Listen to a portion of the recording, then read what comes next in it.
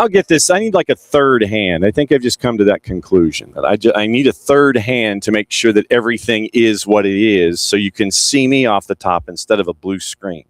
John, here you there. Thanks for dropping by, as you always do. I've never been a master of technology. Just ask Jason or Jarrett or Nick or Maddie, Sophia, Drew, Vanessa, Gabe. Just ask them off the top. That's why they can do it faster. They can do it better. I defer. Even if I win the toss, I defer. It's theirs. Tuesday Thoughts here, SDH AM, kind of split up. Hour number one is where we talk to our experts about stuff, official term. We're going to get into that in a bit. Hour number two is all your highlights, all your review, all your preview, all your stories, all your AM news. And there is actually a lot going on. I've been kind of keeping track. And so let me see if I can put it out of the shade there. There we go. So there's plenty to talk about. Everything involving Atlanta United, Botafogo, Alan Velasco, resignations, press conferences coming up today of an indeterminate length because it's Marcelo Bielsa, and God knows how long that's going to take. News out of Columbus on a coming and a going. You've got stories involving the goals that happened yesterday, and then we're going to get you ready for everything that's going on. So, yeah, we might be going long. Today is the MD-1s down at the Atlanta Stadium. I was about to say Mercedes-Benz. I don't know if I can do that in this 7-week period without getting some kind of a lightning strike. And we'll be down there for those this afternoon. England is practicing this morning at Swope Park in Kansas City, and then they are flying in for their press conference tonight. And DR Congo is practicing this afternoon at Kennesaw State, and they have their MD-1 press conference at about 3:30. Speaking of Kennesaw State, this is where we go into one of our experts, batting leadoff, brought to us by our friends at Black Pitch Coffee, blackpitchcoffee.com. Opening kickoff, start your day with the most important stories of the game. Right way to start your morning. Black Pitch Coffee, part of the SDH community, showing up at events all over Atlanta. Try their home blend made with beans from Brazil and Guatemala. Heavy body, notes of walnut and semi-sweet chocolate.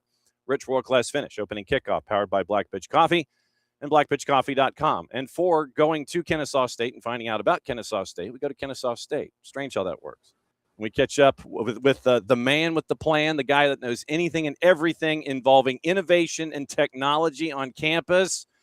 It is Professor Chad Goebert. Coach, thanks for dropping by on the morning show. Yeah, thanks for having me. I definitely don't know anything and everything. I know my things very well, but there's so much going on. I can't even keep track of it, honestly. There's so much going on at Kennesaw State. It's become a huge university with some great things happening. And so much going on in the world of sport and even just the World Cup that it's hard to keep track of, honestly. Yeah, so this is why we give a hooty-hoo to you this morning. Assistant Professor, Sport Management when it comes to sports innovation and technology. And once again, now that we're in the group stage, we're out of the group stage and we're in the knockouts. It shows you where my days, they just blend together. Since we're here in the knockouts, we've had the chance to kind of digest to the halfway point, a lot of stuff that's going on. And when you look at really just, I think technology is we just kind of sit there and we look at the action going on in front of us. And we don't necessarily, take time to think about, hey, that ball has a chip inside of it, to sit there and let everybody know if it goes all the way out or if it goes over a line or something like that. Or, when it comes to VR and coaching and statistics and since there are statistical websites that I track, and I got to ask you about adding new statistics to here. Tech and innovation. What have you seen in the group stage so far that kind of has translated to your classes and your teachings up there at Kennesaw State? Yeah, so we always try to pay attention to what's going on, especially in information and media and technology. And we have a technology and innovation class in the sport management department where we talk about a lot of these things, and also sports information and media. And there's things happening around the entire broadcast, just from the start of the event, like you said, with the ball, the technology in the ball. They can even tell if someone got a hand on it or someone got a head on it or someone just kind of deflected it just a little bit because of the technology they have in the ball. All the way down to volumetric capture, which is the scanning of players. So when they do the offsides ruling, it's unique to that player's body type and how that player would be. And we just saw an offside earlier in the tournament where it was like offside by a toe. And those kind of things. So it's down to millimeters now. And there's been technology like that around. And tennis and other sports like Hawkeye technology that does those kind of tracking for a long time. So there's so many things to watch and keep track of. And then the way statistics have gone, and soccer has really embraced next generation statistics.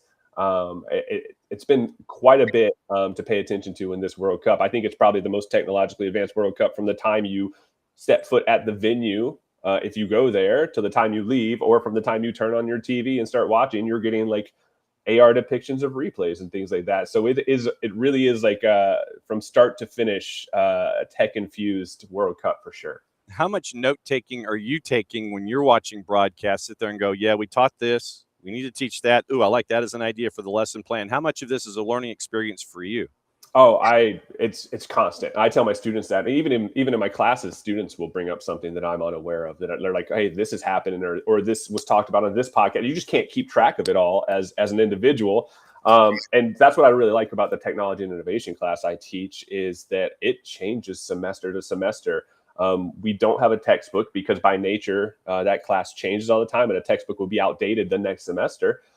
So we have a curriculum, but we don't have a textbook, and it changes. I mean, we were teaching a few years ago. We were talking about digital assets and different things like that, which have kind of fallen by the wayside recently. And so we don't teach about that anymore. We've moved on to other things, and AI obviously has taken a bigger portion of the class. And so it changes as we go. And so there's going to be obviously a heavy emphasis on some of the things we've seen here, because why not teach and learn about the things that are actually happening in the industry, because that's where my students are going, right? And so we don't want to teach about things that we will teach about the history and how things have happened, but we want to be forward facing, thinking about what's going to happen.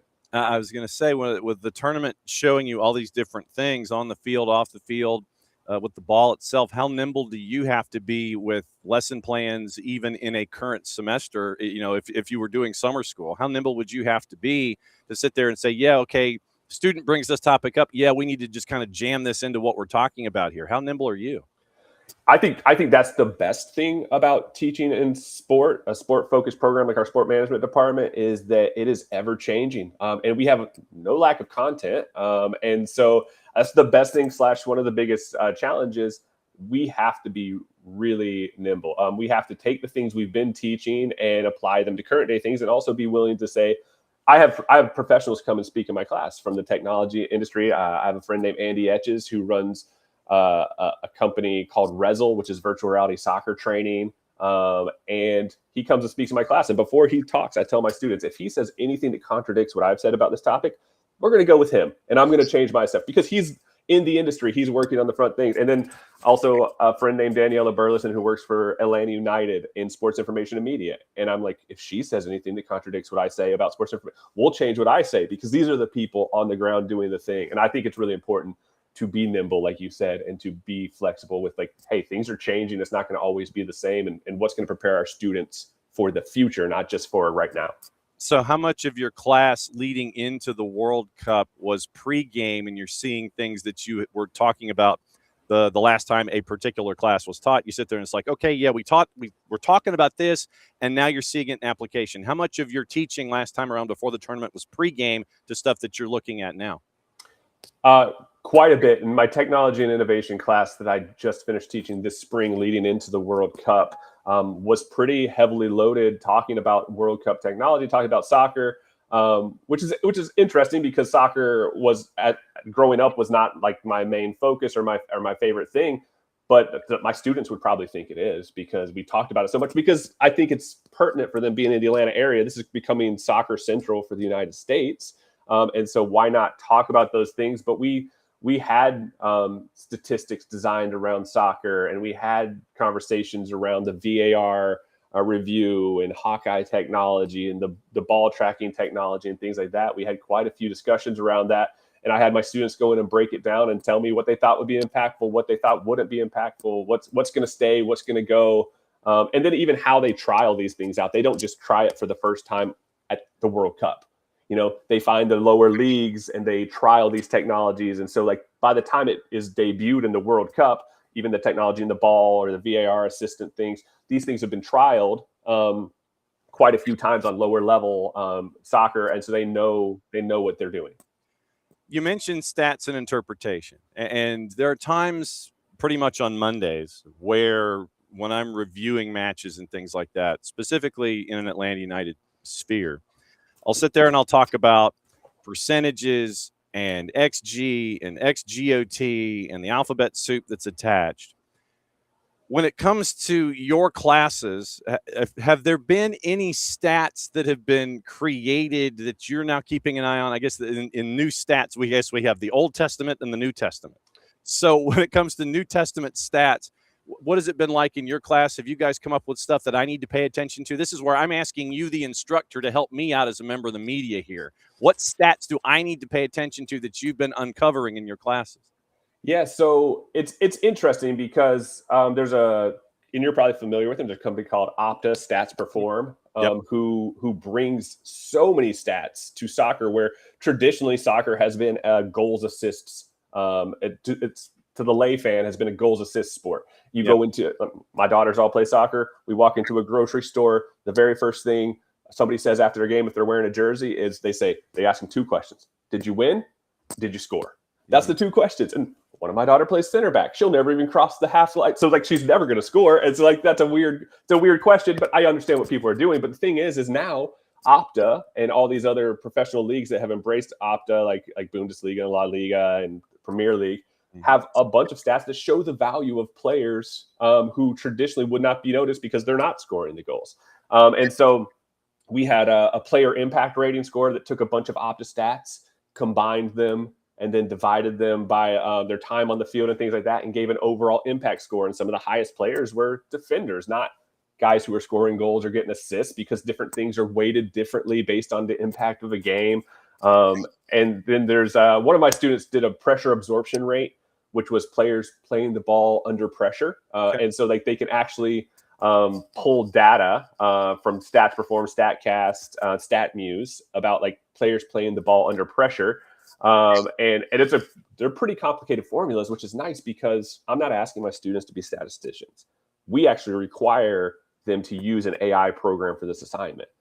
We say, hey, you come up with the idea for the stat. You come up with the stat you want to do, and then ask it to give you the formula. I mean, I'm not going to, like, it's not a stats class. It's not an advanced stats class. But they come up with these really intricate formulas, and you're like, oh, wow, maybe that wasn't even possible a few years ago. And so things like that, even like, keeping track of one of the things I like about advanced stats is even keeping track of passing accuracy and things like that. And most people wouldn't know the top passing accuracy player in this year's World Cup is a 19-year-old Spanish defender, Pau Cubarsí, who's completing like 98% of his passes, which is like most people historically would not have seen.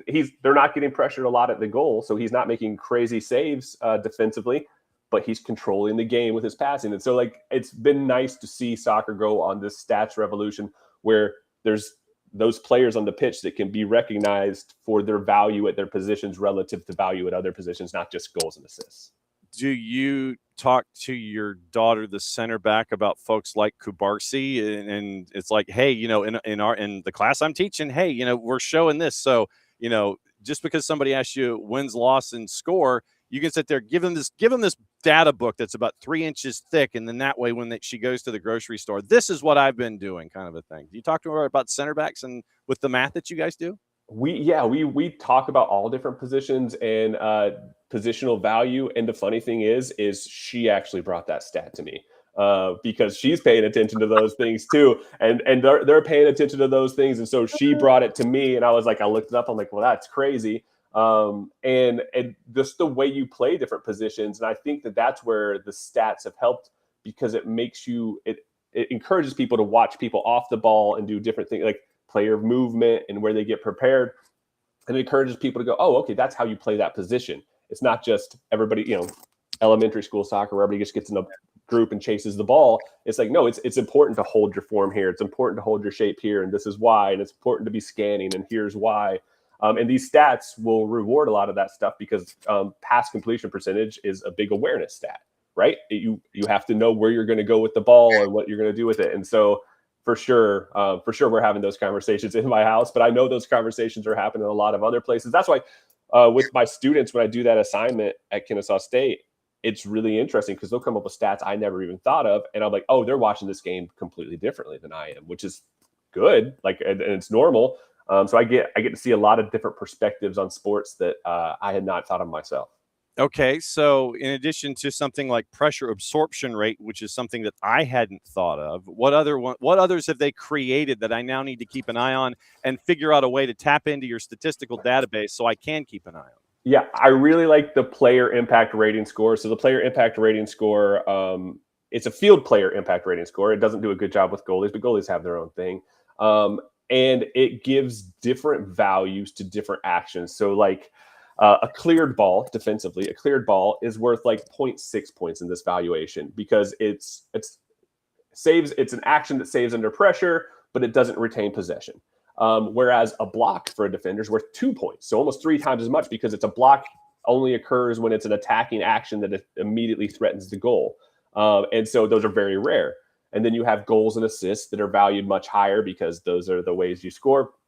But there's a litany of about 10 different statistics, and each of them have their own point value from 0.4 all the way up to, I think it was 6 points for a goal because goals are rare to come by. And it then applies that rating to players across the field. And routinely, it's not just the goal scorers who are at the top of the list. You find defenders up there routinely because they're doing things like clears and tackles and blocks and different things like that. And they each have a different point value. And it was interesting to watch the iteration of that happen as they were like, well, how often do these occur? How rare are these things? And they got more point values for being more rare. How impactful are they?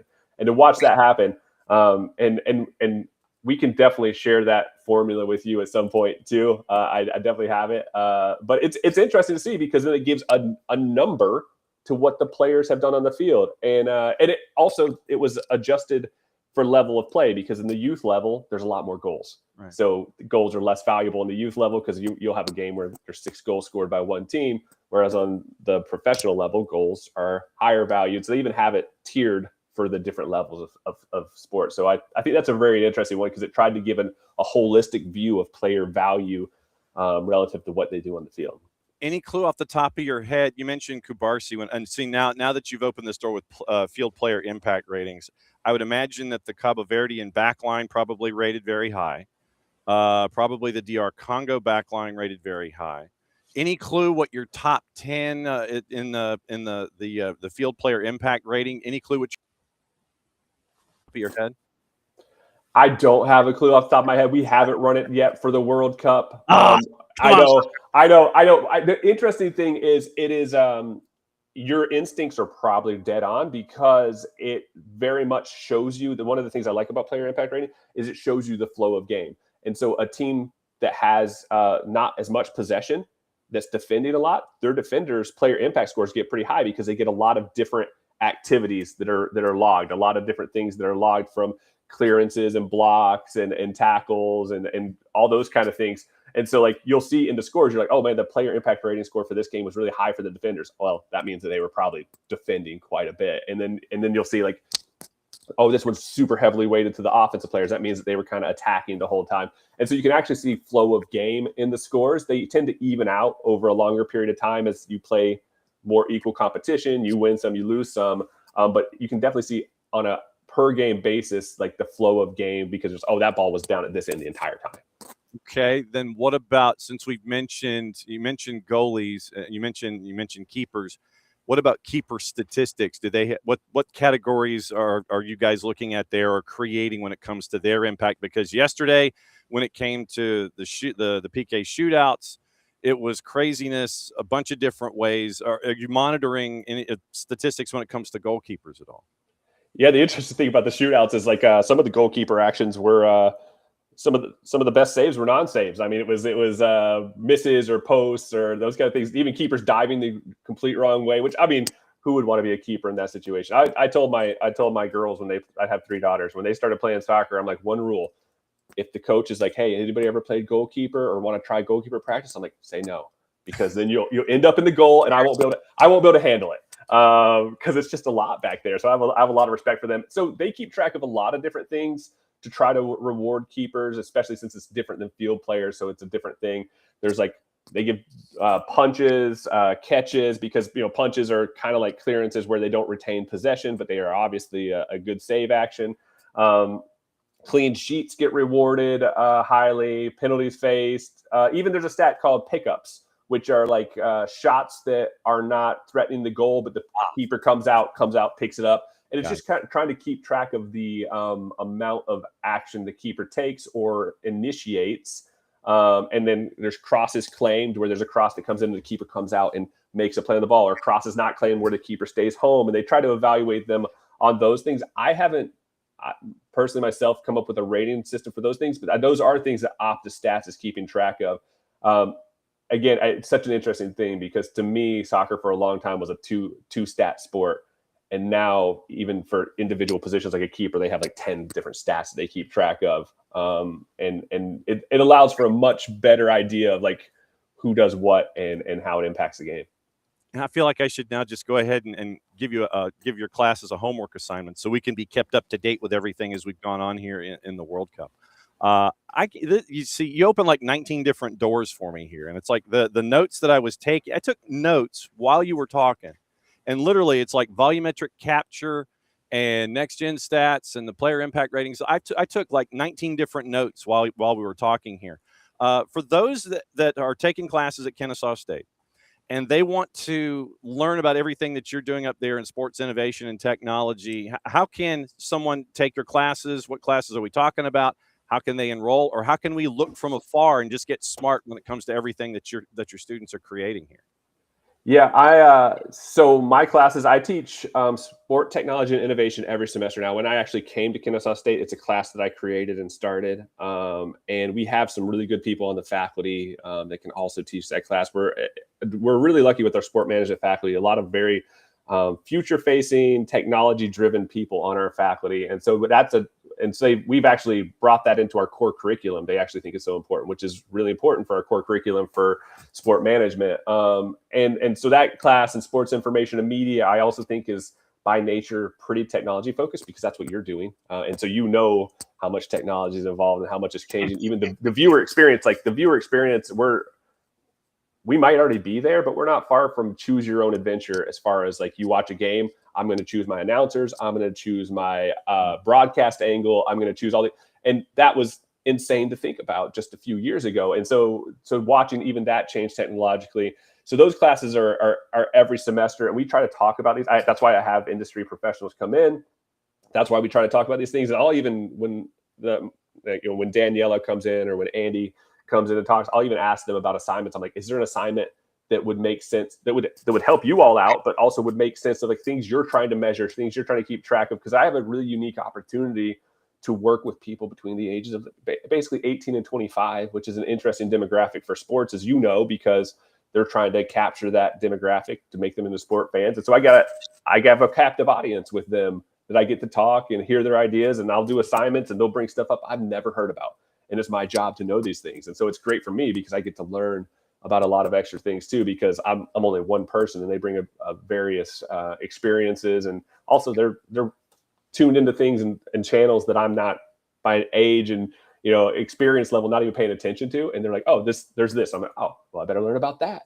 Mm-hmm. And so it's good. And those classes are great. And those classes are kind of like living, breathing classes that change semester to semester, as I think they kind of all should, because we're not stagnant, and these students are not on the job market right now. They're going into the job market in the future. What are those jobs that social media? That's Daniela Burleson with Atlanta United, when she comes and talks, it was one of the most impactful things, because she'll say she's worked in social media for multiple professional teams, but when she came out of college, it wasn't a job.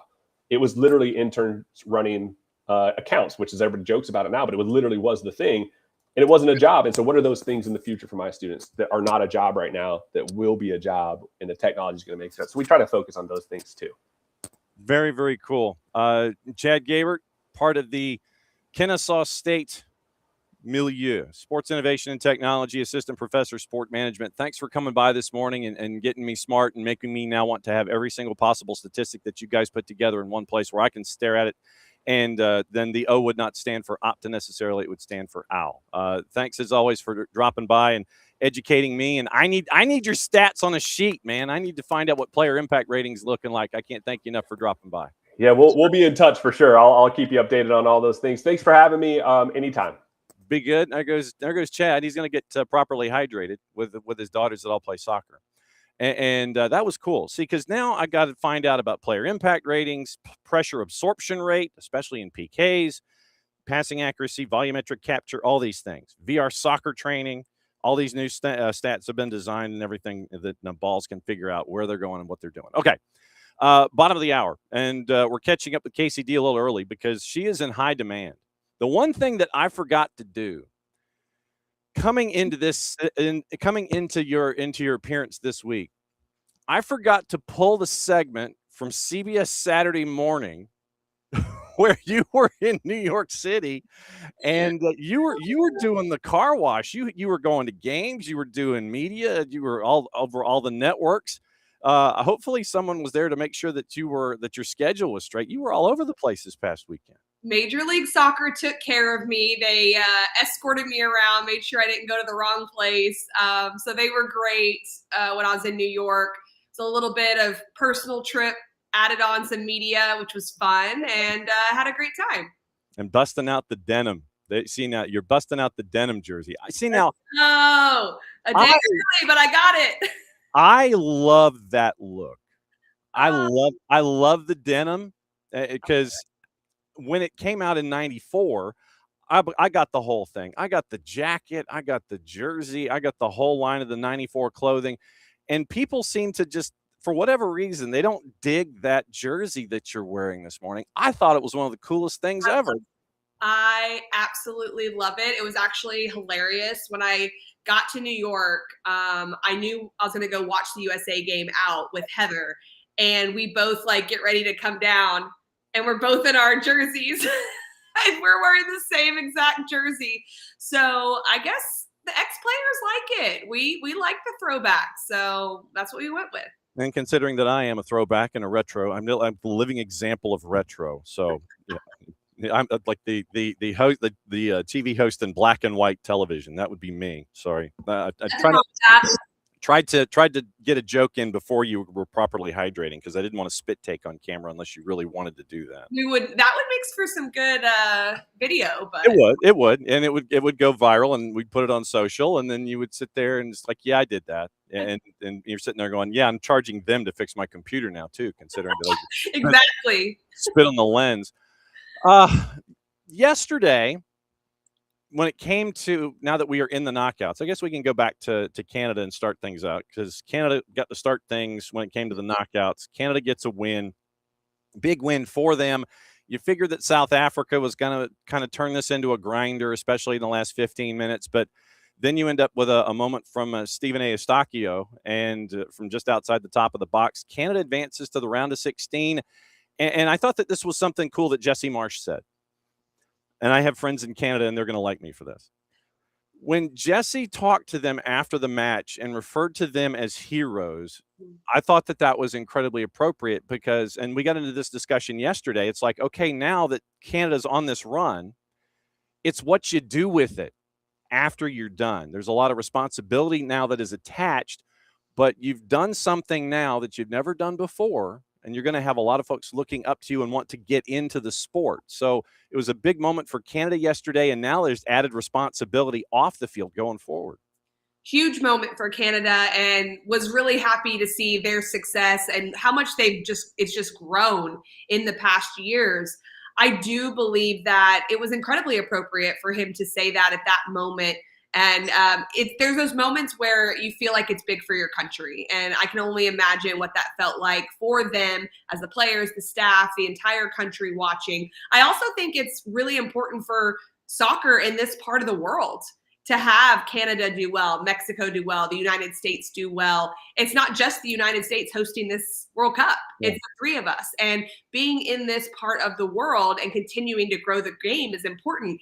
And we all know that winning matters in those moments. And so the further we can go, I think the better it is. Yeah, and you've got a professional men's league in the CPL that is still trying to find its footing. Of course, Major League Soccer is 30 years old. And so that by comparison to what's going on overseas in Europe, they're still a little kid.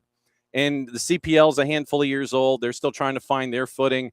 the women's game finally with the Northern Super League, in its second year. So this is why I was talking about added responsibility, because of all of this pressure that it's good pressure that you're putting on yourself to make sure that the game continues to grow, both on the women's side professionally, even though there have been more successes internationally, and then the inverse, which is now happening on the men's side.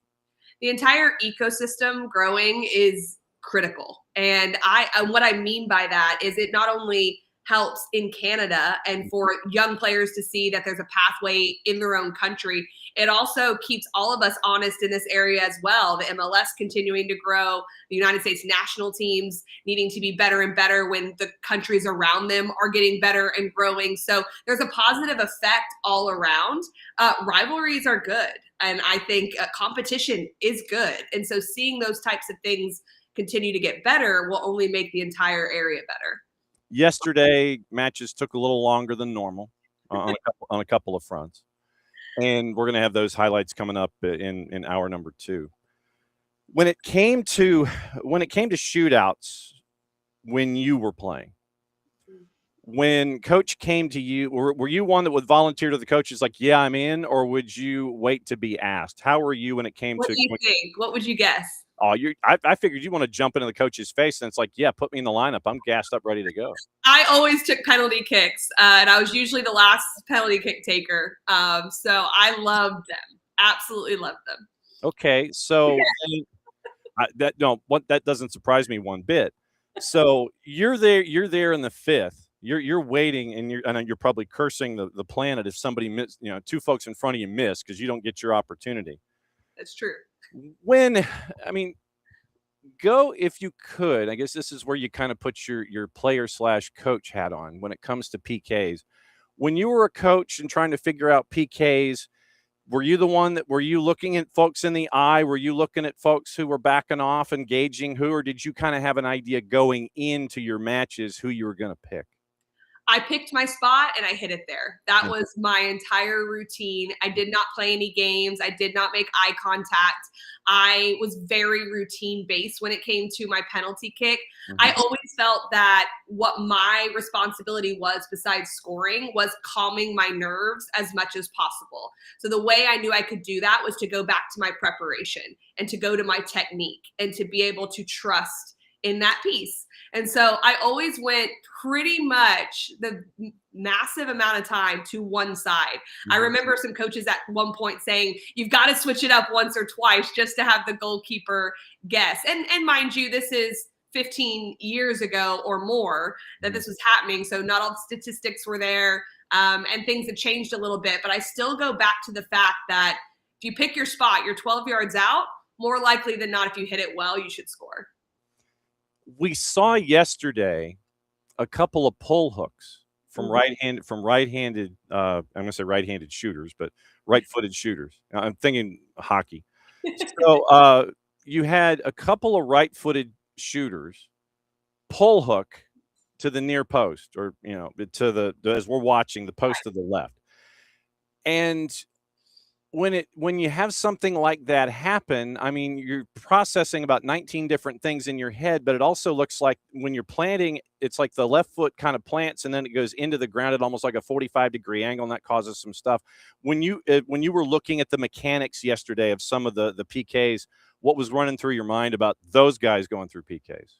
I haven't reviewed them, but the thing that sticks out to me the most is especially some of the short run-ups that were pulled wide, because you're really relying more on the swing of your leg rather than your body taking you through the ball.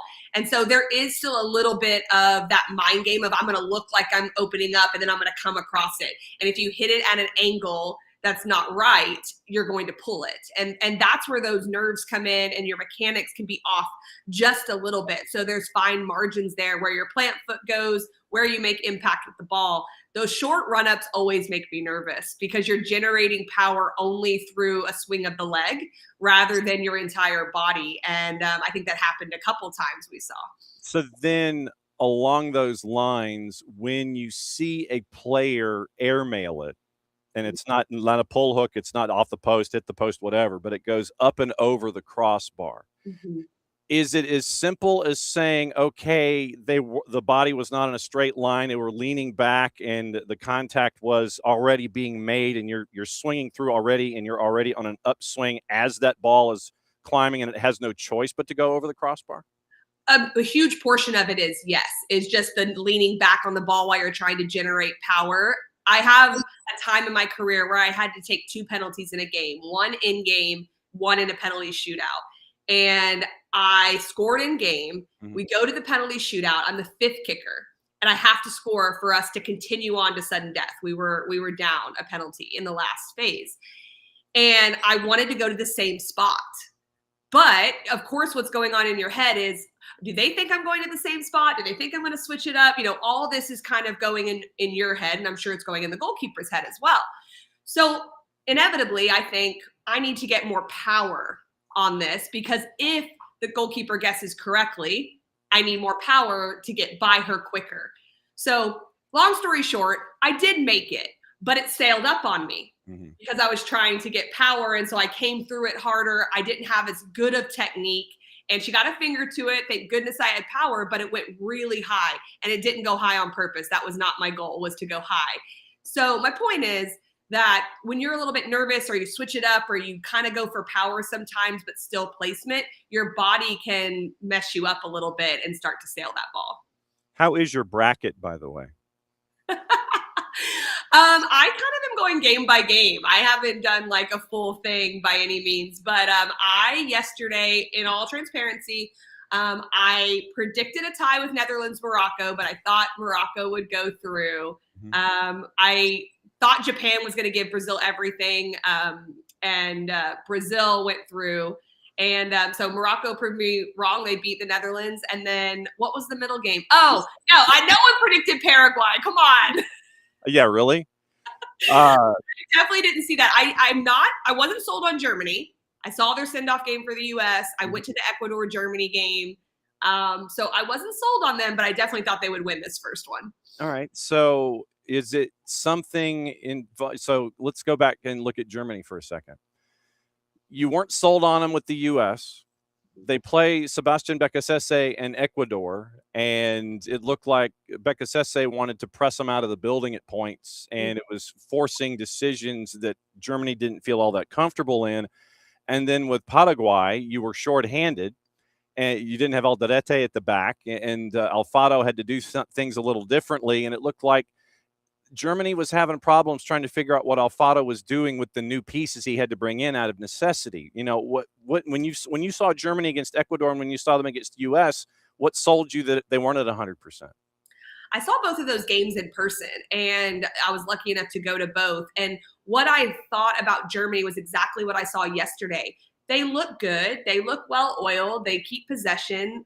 They can score in critical moments, but they never looked scary to me. It just never looked like this is a team that is really scary to come up against. And when you feel that way, because they weren't necessarily going a lot of 1v1s, there weren't a lot of services into the penalty box all the time. When you're not putting teams on their heels, you leave yourself susceptible to a 0-0 game, a 1-1 game, whatever it may be. And those goals aren't coming dramatically. It always seemed like they were mistakes. And when I saw how they were pressed against Ecuador and weren't able to play through the double pivot and get out very well, I just thought, I don't know about this team. And now, a little bit of a disclaimer. I'm judging them based on, can they win a World Cup? I'm not judging them based on, can they get out of group stage? I'm incredibly shocked that they lost yesterday. I did think they would go a little further, but with their history, I obviously judged them a little bit harsher. I never really thought they were a main contender in this World Cup. Yeah, I didn't have them in the last game of it all. No. In some versions, I look from the beginning. I've gone Argentina. I thought that Argentina, great choice. Well, and I mean, part of that has to do with the fairy tale. Is that I want, well, and I'm not going to tell him this in person, but I want a 39-year-old dude who is the greatest of all time. And look, and Team Ronaldo can come at me. I don't care. CR41, y'all can come at me all day long. They can come after me too. It's okay. twice on Tuesday, you can come at me and it's all good. I'm Team Messi, and I want the fairy tale ending. So that was why. And then I looked at the bracket and I was saying, yeah. But I'm Team Messi and have been the entire time. So for me, it wasn't necessarily Germany. It was, probably France at some point as a part of the breakdown as well. But yeah, I mean, Germany to me, and I think you hit it, when you're breaking it down for me, it's like they were kind of there. And Mhm. they didn't put the fear of anybody in me. It's like, yeah, okay, when you need the engine to turn over late, yeah, you're gonna, hit all your gears and that's fine. Mhm. But it didn't seem like it was that way for a full 90 minutes. And when Ecuador comes up and bites you, and you get the first set piece against the US, but then things kind of even out, you're kind of going, okay, you're not really you ain't scaring me here. They're missing that like really scary attacking player. And not only because that player can produce, but because of how much attention they draw. So then Havertz is someone who can be underneath in the pockets and play well. And then a Havertz can float somewhere else where they're not paying attention to him and find him the ball. They're lacking that. And you're right. In the USA send-off game, besides that first goal, we dominated a lot of the possession. We looked scarier at times. And I just thought, I don't know, this isn't looking good for them. So And you can use the we because you have you can do that. I can't sit there and use the collective we. I have to refer to it as a U.S. insert in letter NT here. You can go we just in a because different way. Americans, come on. true, but I mean, yeah, you're the one that has the jersey under glass. You can sit there and say, look, I've done the work. Look, and this is why. Here's my proof. I've done the work. It's under glass. Brazil yesterday.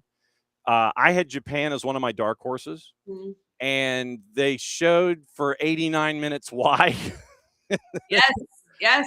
Oh, and then Gabriel Martinelli. Man, it was a big day for Arsenal fans yesterday. Martinelli and Havertz scoring, but I'm still not sold on Brazil. I'm really not because of it's just I can't put my finger on it, but there's just a vibe there for me. I'm like, you have to wait till 90+5 to knock off Japan. Japan was pressing them out of the building, and they were having problems. It seems to be a factor here where the hydration break seems to be working for folks. And then Japan sat back more. It was like they sat back so early and it stopped working. And then you give Brazil time on the ball.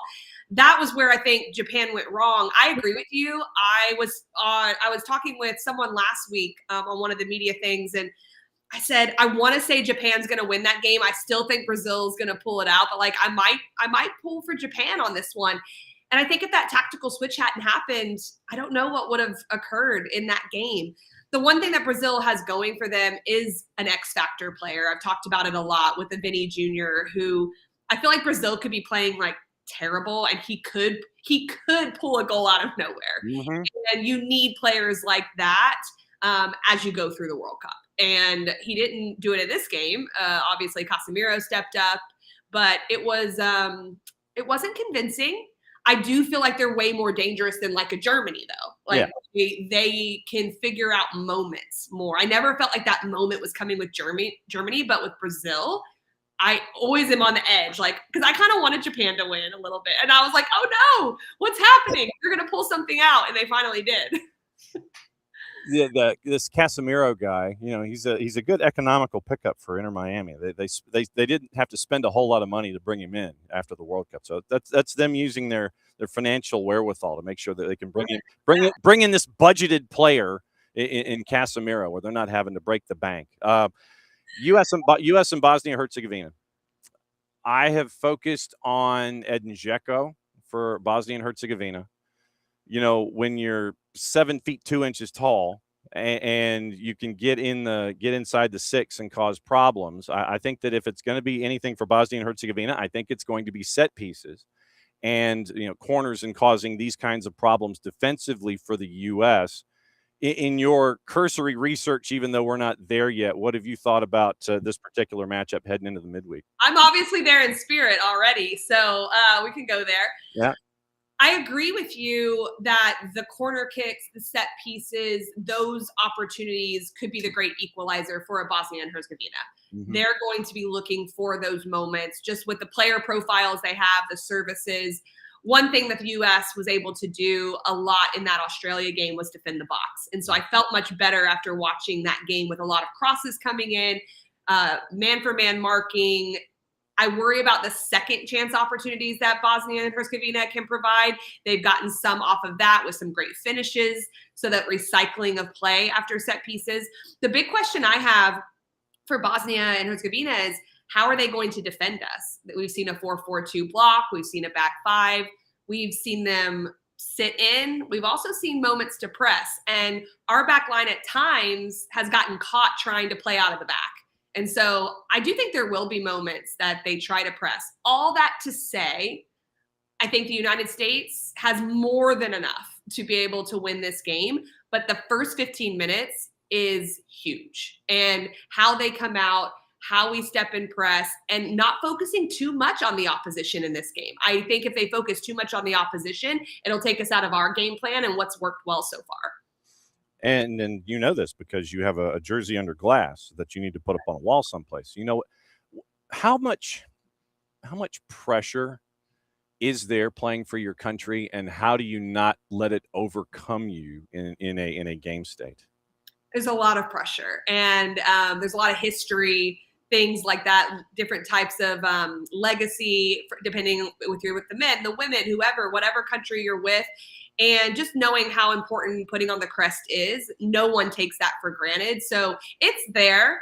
I do think one of the big factors is that when you're wearing your country's crest, you have to figure out a way to approach the game with the details of the game.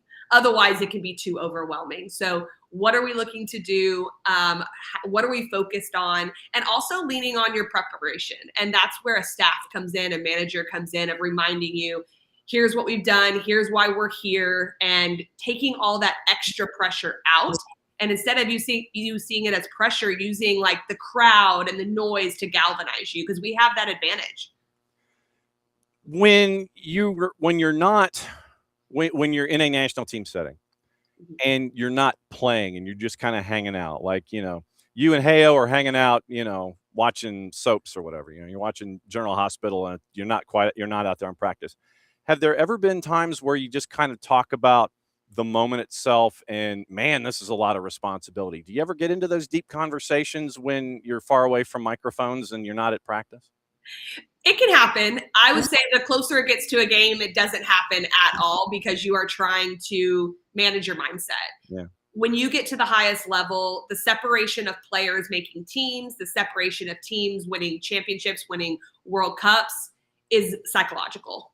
There's not much separating teams at the very top of the highest level of the game. There's not much separating players who make rosters, who don't make rosters. The psychological edge is really important. So to your question, I don't believe those conversations happen very often within the tournament. Instead of like, oh, this is pretty cool, like that crowd was amazing, like how honored are we? Like those types of things could happen. Yeah. But as far as the pressure side of it, I may be wrong, but more often than not super close to game day are those kind of conversations happening as you try to structure your mind. Okay. So what's your rundown for the rest of the day? How many more of these are you doing? One more as of now, but what I've learned is as the day goes on, it's like, are you available at 4? Are you available at 7? So we'll see, but one for now. Okay. And so this way we get to keep an eye on your socials and make sure that all of the network affiliates that have you on their morning shows know what they're getting into. Yeah, putting up with our chaos to lead off, then she's pretty much ready for anything. Kacey D, as always, is great to catch up with you. May every live shot and connection be well, and may Owen continue to sleep and you bribe him appropriately so he's not bugging you when you do all these live shots. It's always great to see you, my friend. We'll see you soon. Thanks. Have a good one. There she goes, Kacey D. And Kacey D's busting out the denim jersey. See, I love that. I love the denim jersey. I love that thing because, like I said, I had the puffy coat, even though it wasn't like, you know, like the warm weather puffy coat. I had like the denim windbreaker. I had that. Had the jersey. Somewhere in my stacks, I can guarantee you, I have a lot of that line from Adidas in '94. I've got a lot of that stuff from the World Cup in '94. It is stored someplace because there was, in addition to all the U.S. stuff, there was this one piece that I thought was really cool. And it was a sweatshirt, but it wasn't the thick sweatshirt material. It was a garnet sweatshirt, hooded, and it was thin material, but it had each of the flags on the trim of the hood and then down the sleeves. It's almost like like a bar down each sleeve. It had each of the contributing nations in the World Cup in that particular piece of clothing. I'm like, yeah, I've got to get that. And so, the 94 stuff, I bought it originally, and I probably still have it buried someplace in my stacks in my storage locker. So that's me and retro. Yeah, we always get along. And then the second time around, since you probably got rid of it after the first time, they're charging you like 98% more. It's like double the markup. It is Tuesday Thoughts, and that's our guest, Chad Goebert from Kennesaw State.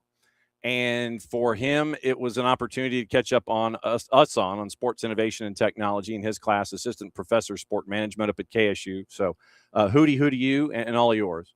And then catching up with Kacey D. So we had to slide Kacey D a little bit this morning because of the stuff that she's doing at 10:20 and beyond. So she's all gassed up and ready to go wearing her U.S. gear as we head into the midweek. So now, since we're getting close to the top of the hour, I don't want to necessarily filibuster anymore, but time for the hydration break. Let's go ahead and hydrate people, because it is one of those days where it's going to be like hot as you know what. So we recommend for all of you partaking the show, however you partake, to properly hydrate.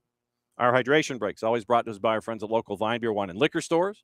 2 locations here in the Atlanta area, Johns Creek and in Cumberland, right off of 19 and Cumberland Parkway. And as always, thanks to them for being great partners and new friends with us here in 2026. And so you go into their stores, man, they got a lot of stuff. And they also have a lot of World Cup stuff too. They have the soccer balls and all of the official drinks of said tournament. And they've got a lot of that. And thanks to them a couple weeks ago for putting up with me on a Saturday morning. But local Vine Beer, Wine, and Liquor stores, great friends and partners with us here at SDH. So hydration break, go for it. I need hold music or something to do this. But yeah, hold music is what we need. So good morning, all y'all. And okay, so Abby has questions this morning. And so Abby and Bart is reminding us about the English Premier League champs Arsenal. Yes, it was a busy day for Arsenal with Kai Havertz and with Martinelli scoring, and the end results were split. So Abby has and we'll get into the PKs, and we got highlights coming up here in a bit. So Abby has questions involving the Paraguayan keeper who had his hand in a certain body part, the German player, prior to the interference call that took away the goal. That's going to be up to the ARs and to the man in the middle or the referee just to sit there if they notice that kind of stuff. But at the bottom line is it was a clear pick. It was a clear pick. And so it was made more difficult. I don't think you're necessarily kind of looking at where hands are per se, but it is paying more attention to the pick above the waist than it is where folks are placing their hands as they're getting ready for a swinging in service. So I think that's probably all the stuff leading up to all the ring around the rosy, they're not necessarily paying attention to, but when you have a clear pick, then that's why they make that call. Apparently this morning, according to our friends at Touchline, Ronald Koeman has decided to step down as Netherlands manager. Let me see if we have any other details on that. Touchline came up with that this morning. And it was, let's see. So, Transfer News Live is reporting it, but let's see if they're referring to anybody in particular. Heavy criticism for the negative tactics in the knockout match. And that was one of the things that was visible to those looking from the outside, is that it was not Dutch football. And so Ronald Koeman played 5 at the back. He says if he had to do it again, he'd do it all the same way. When the equalizer is scored, I'm always going to be scolded for the fact that I chose 5 defenders, but you criticize, which is your right. You watch from the sidelines. I'm here with the team, and once again, I do it again, end quote. So you had folks saying that the defeat was Koeman's fault, lost with an identity that isn't the Dutch identity. Everyone around the Dutch national team, according to Koeman, he said that we didn't get enough out of it, and we chose to play this way. I'm watching the interview because we gave away too much. In 3 matches, you can close your eyes to that and keep going in the same way. But then I think it's up to the coach to make changes, and that everything can be better and different at certain moments. But yes, okay, that could very well be. But anyway, of course, beforehand, there are people who can say, we understand this adjustment. And then afterwards, then Koeman responds in kind. He goes, if you agree with it beforehand, then you can't say afterward that it didn't work. There are also people, and then the question goes, all the Netherlands have asked they have to play with 5. Koeman says if you play with 5, you get criticized for it. So yes, but again, Koeman said he honestly didn't give a damn in the interview. So, but yeah, if he had to do it again, he would. Then in the post-match scrums, literally one of the reporters in Monterrey asked if Koeman had handed in his resignation after the exit. Koeman said no. The reporter said, well, then when will you do it? And Koeman kept his cool and just kind of danced around it. So, but you had a lot of folks sitting there and saying that this was Koeman's fault for going 5 at the back. And that was, obviously hindsight being 2020. You now have a moment where Ronald Koeman apparently is going to be resigning, leaving, what have you. Then Koeman was asked about the PKs. Koeman said Virgil van Dijk was going to be the first to take the penalty shot, but at the last moment he told the technical staff he had a sudden discomfort and didn't want to take it.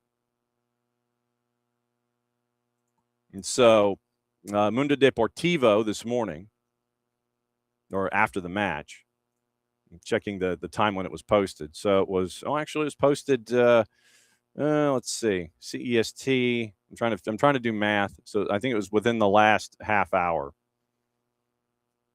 Netherlands manager converted 8 out of 9 of his penalties, scoring 56 out of 63. Surpassed Suarez, Ronaldinho, Rivaldo, Stoichkov, Messi.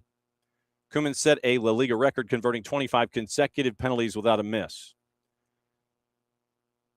Koopmeiners and Weghorst converted. Kluivert, Timber, and Somerville missed. And so that was what you were looking at with penalties. And that was why I wanted to ask Kacey D about penalties and, processes and thoughts and all that kind of stuff when it comes to the idea of taking a penalty. Do you want to? In the Germany match with Julian Nagelsmann, apparently Nagelsmann looked at Goretzka not once but twice to take the 6th one. Goretzka was not interested. It goes to Jonathan Tah, and then you have what happened in the 6th frame with Tah sending it over the bar. Market Deportivo is as too few, but once again, you're going back through. Dutch News is saying that Koeman is going to consider his position from tomorrow, meaning today, after the Netherlands went out on penalties. Morocco 12 shots, 7 to the Dutch, twice as many passes, equalized in injury time. Issa Diop for close range. We'll have that highlight for you in a second. So Koeman, once again, told NOS after the match, I don't regret it. If I could have my time again, I would do the same thing. We chose to play this way because we gave away too much in the previous 3 matches. And it goes into the quotation that I read. Start thinking about his future. Quote, maybe I'll make a decision by tomorrow afternoon. Right now, I'm too disappointed. Tiani Reinders dropped out of midfield to make space for Nathan Ake at left back. Somerville replaced Anya Mallon. The Orange-dominated possession first half created little in the way of attacking in the first half. Verbruggen had 2 fine saves from a corner and a shot by Hakimi. Closest they came to scoring was a long-range drive by Van de Ven. Bunu tipped over the crossbar. De Jong isolated in the midfield. Gakpo, Brabi, and Somerville were barely able to get in the game. We'll look at the stats in a bit. So some folks are reporting that Koeman is going to step aside. Koeman said last night he might have an answer by this afternoon, which would be now-ish in local time. So it appears that Ronald Koeman is looking at his future. And so we'll keep an eye on that. So Touchline is their exclusive is that Koeman has decided to step down, and that is from Touchline in the UK. So Koeman has decided to step down. That came out about an hour and a half ago. So Touchline is saying he's stepping down, and you compare that with Koeman in the post-match comments where he said he might have an answer by tomorrow afternoon. That would be right now-ish in the Netherlands, but we'll see. Still do not know the start time of the Marcelo Bielsa press conference today in Montevideo. We know that it is supposed to happen at some point, but we don't have an answer as to the when. And obviously, we'll keep an eye on that today. And it's the press conference with Bielsa is going to be one of two things. It is going to be one of two things. It is going to be his final press conference, apparently scheduled 6 o'clock local time, the exact same time as a World Cup match. And that's not gaining any favors and gaining any friends. So at the same time as the France-Sweden match, you're going to have the Bielsa press conference. So we'll see what happens there. It's going to be one of two things. It is going to be one of the fastest conversations that he's ever had. Peace out, I'm done. Or it is going to be something that is going to take the length of the match that is going on at the same time. France and Sweden are going on. Bielsa probably might talk through the whole thing. So apparently at 6 o'clock local time, it is going to be the conversation that Marcelo Bielsa is going to have with the assembled media in South America about his future. So we'll see what happens there. President of Paraguay signed a government decree declaring a national holiday on today, celebrating the win. And there's a picture of him with his press agent, and he's signing the contract. And it literally is just like a player signing. He's got the Germany match over his left shoulder. The document, the decree, is on the table in front of him. He has the pen in hand, and he's smiling at the camera with a thumbs up. So the pen is hovering over the document. It's one of these. Hovering over the document, and he signed it. But it's just like every other player signing that we've ever seen. And it is up and running. So that is a bit of the news. Like I said, we got news in Major League Soccer involving Columbus. We've got some Atlanta United stuff to get into. The Korea Republic coach has resigned. And when you were being yelled at when you were coming into the airport concourse by fans that were asking you to do so, not necessarily a surprise that it did, in fact, happen. But let's get you through what happened yesterday so we can get you prepped for today and let you know what else is going on in and around the planet. So we'll start off at the top. And the early match yesterday. And it was one of the matches that went for a while. It went for a while, and you're thinking, okay, everything is going to be we're going to go north of 90 minutes. But then Somerville, not Somerville, Gabriel Martinelli decides that he is going to have the moment that is going to push everything through for Brazil. Here's the call of that late goal from our friend Sami Sadovnik and FDP Radio, Football de Primera. Here is how the match ended. It was 1-1 heading into the 90s, 90+5. You get this moment, courtesy of our friends at FDP. Viene Brasil con esta, buscan a Endricky, le anticipa bien la pelota, la roba, sin embargo Ryan, servicio ahora, pégale Lucas Paquetá de zurda, busca y está.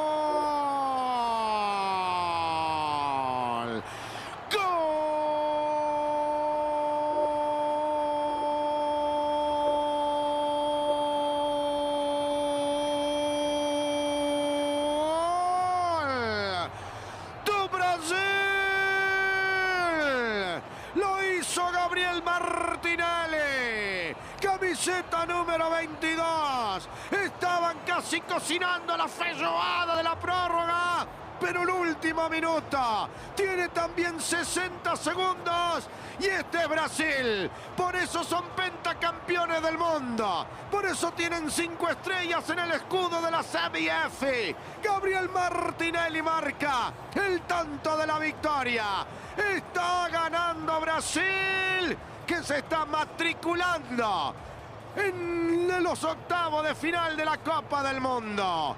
Brasil 2, Japón 1. There you go. Sami Sadovnik on the call. And Brazil gets the win. They move on. We'll go through the bracket when we're done with the highlights. So that was your first game. And you're sitting there thinking, okay, if the rest of the day comes even close to that, then we're in good shape. It did.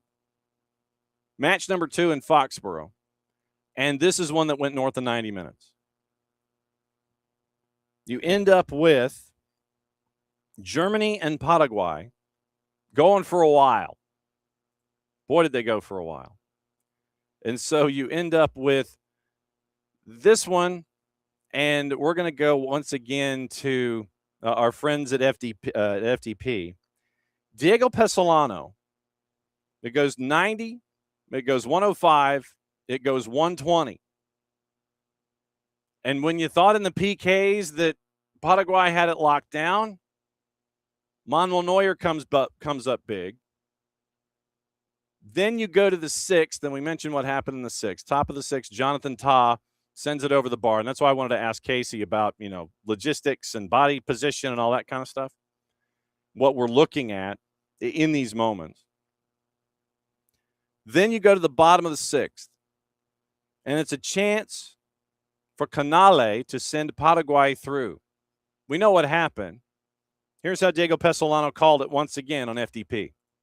Va Canale, el central de Lanús, la orden del árbitro, respira Canale, llegó, le pegó, ¡gol!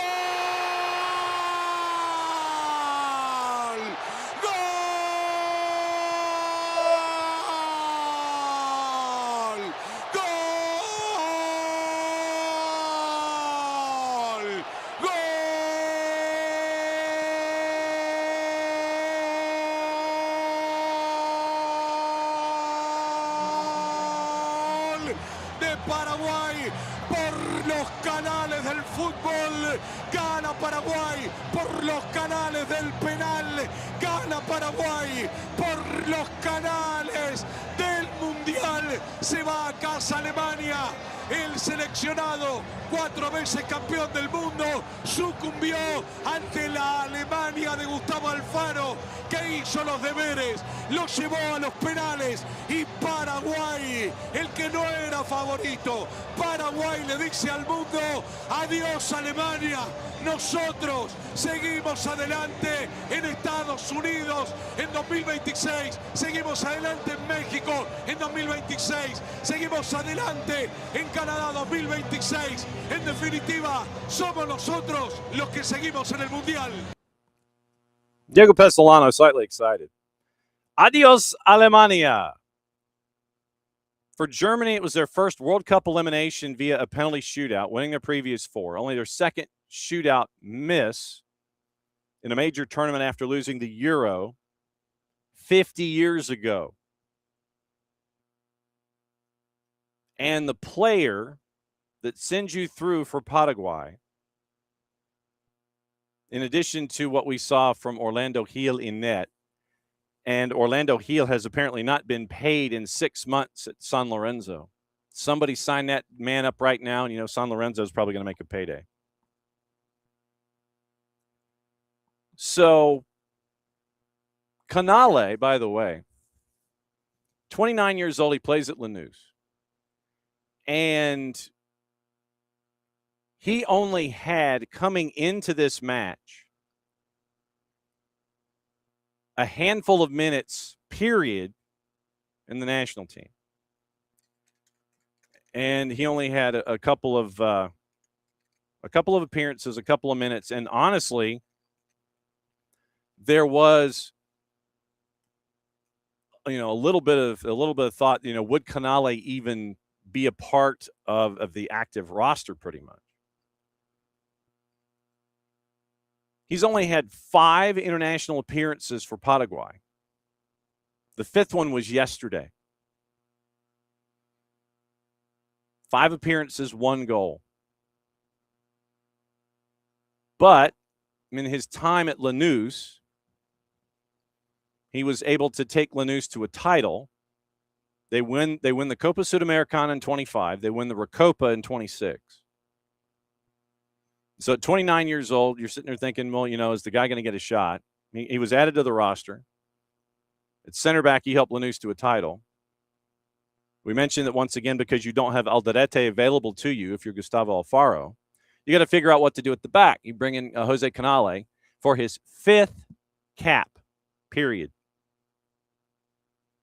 And he gets the clincher in the 6th frame of the shootout.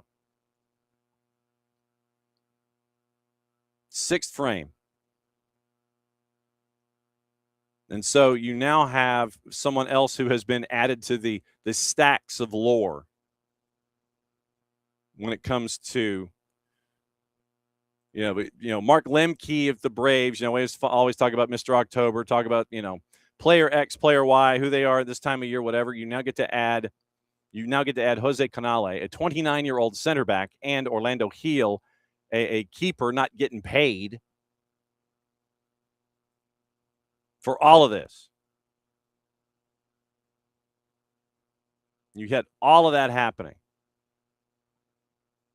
And Gustavo Alfaro, by the way, in his press conference last night, he had some absolute gems.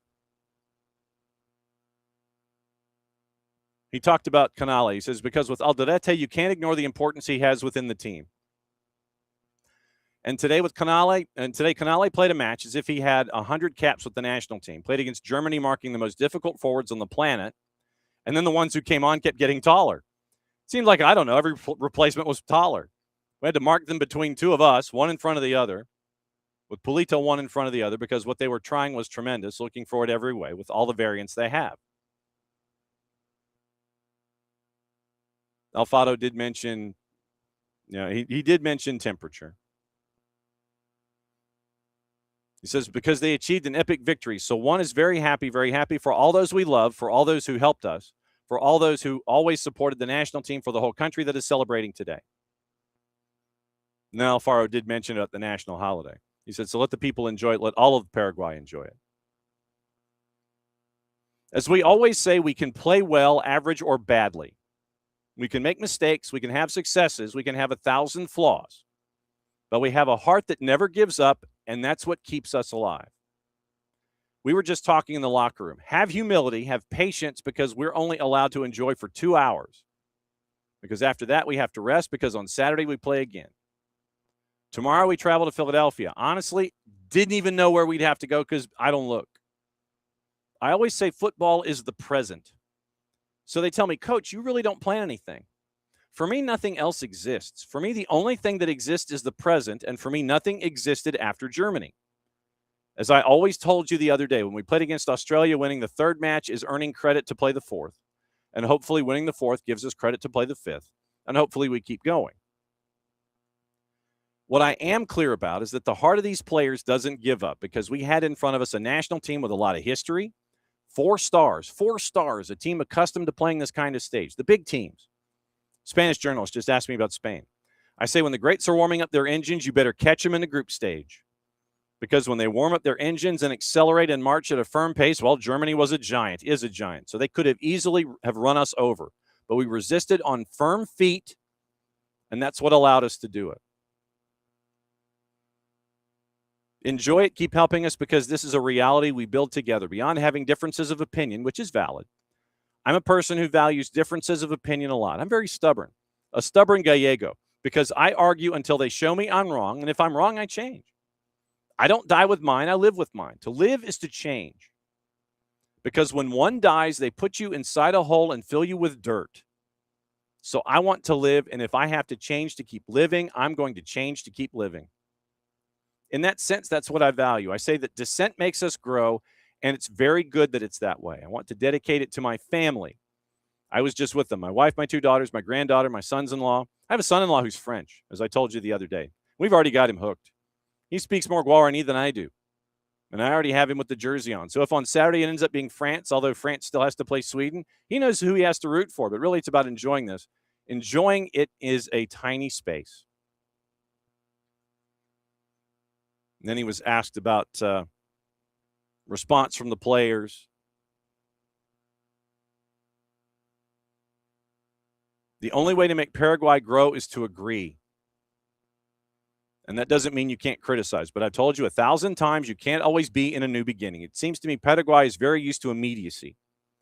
20% of first division coaches get to manage 20% of their matches. It's very hard to have a project when you only bet on results. At some point, it traps you because they're permanently changing rosters, and with national teams even more so, because the national team is an expression of what's happening below. When they fire a coach, it hurts me because I put myself in their place. I've been fired, and I know how ungrateful it is, and I know that many times the responsibility isn't all yours. So I'd like Paraguayan football to agree on what it wants.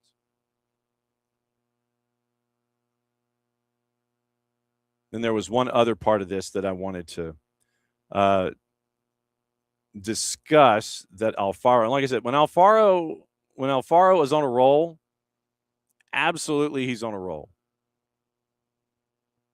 He gets into talking about details. Here was the quote I was looking for. The worst thing is staying in mediocrity and being a neither. And if there's something I can't allow myself against the United States, for me, we were a neither. We were neither. We were neither offensive nor defensive. We were a neither. There's nothing worse than being a neither. Today, I didn't want to be a neither. If I had to do this, fine. Even if I have to do things that maybe aren't what you'd like to do, you have to do them. It's what the match calls for. If you have to put another defender on, I'll put another defender on. Like the other day, if I had to put another defender on, I had to put another defender on. And if today I had to put a forward on, I had to put a forward on because that's what the match was calling for. Why? Because we still don't have that baggage that lets us impose conditions. We still have to dance the music they put on us, and we prepare. Sometimes a cumbia comes on. Sometimes a tango, sometimes a rumba. And there we are. There we go. Today a polka came on. There we keep fighting, trying to interpret dancing badly, but trying to interpret and keep going, nothing more. And that was translated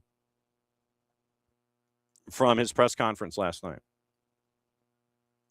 So that was some stuff from Gustavo Alfaro after the win. If you have the opportunity, go and see if you can find the press conference. But that was spot on. Spot on. It's always fun when, like I said, when Gustavo Alfaro is lined up and he's revved up and ready to go like that. That's some stuff.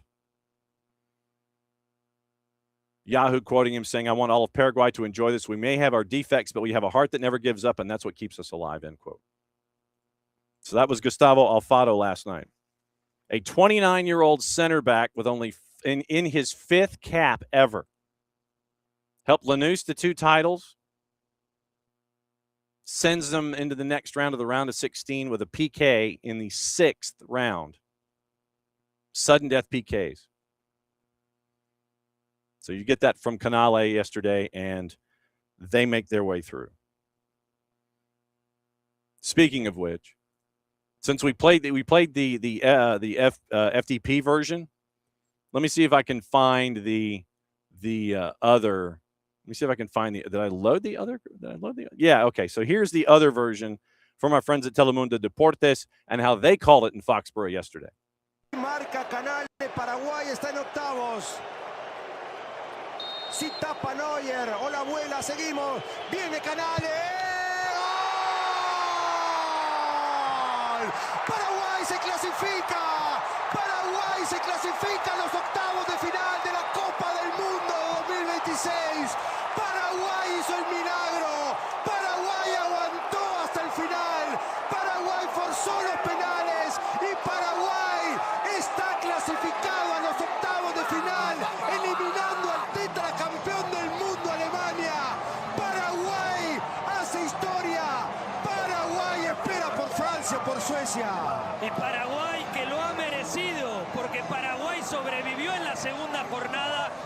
And that was your call on Telemundo Deportes. So that gets us to the third game. And yeah, that one went long. And it was 1-0 for the longest time. 1-0 for the longest time. And then, as time is running out, it wasn't 1-0 anymore. Once again, it is, what do we have here? Yes, it is from our friends at Telemundo Deportes. And as we have here in this show, when Andres Cantor calls a match, that's the highlights you use. Here's your equalizer. La primera de Talvi. Aquí vino el área.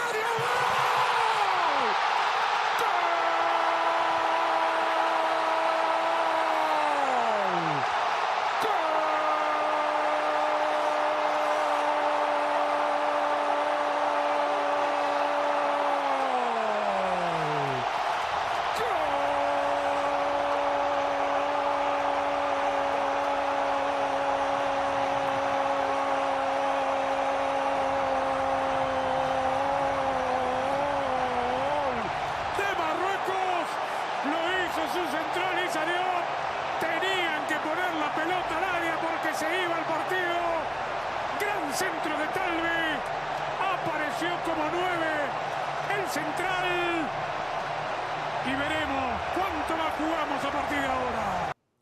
So there, it was 1-1. And so I was counting because I didn't count it when I was making the edit, but we had a 9-second hold and a 13-second hold, calling the equalizer from Issa Diop, which gets us into PKs. And it means that Saibati has a chance to slam the door. And here's what he did. Once again, Andres Cantor, he makes the call. You play the highlight. Ahí va el remate de Saibati, el goleador del equipo. Saibati.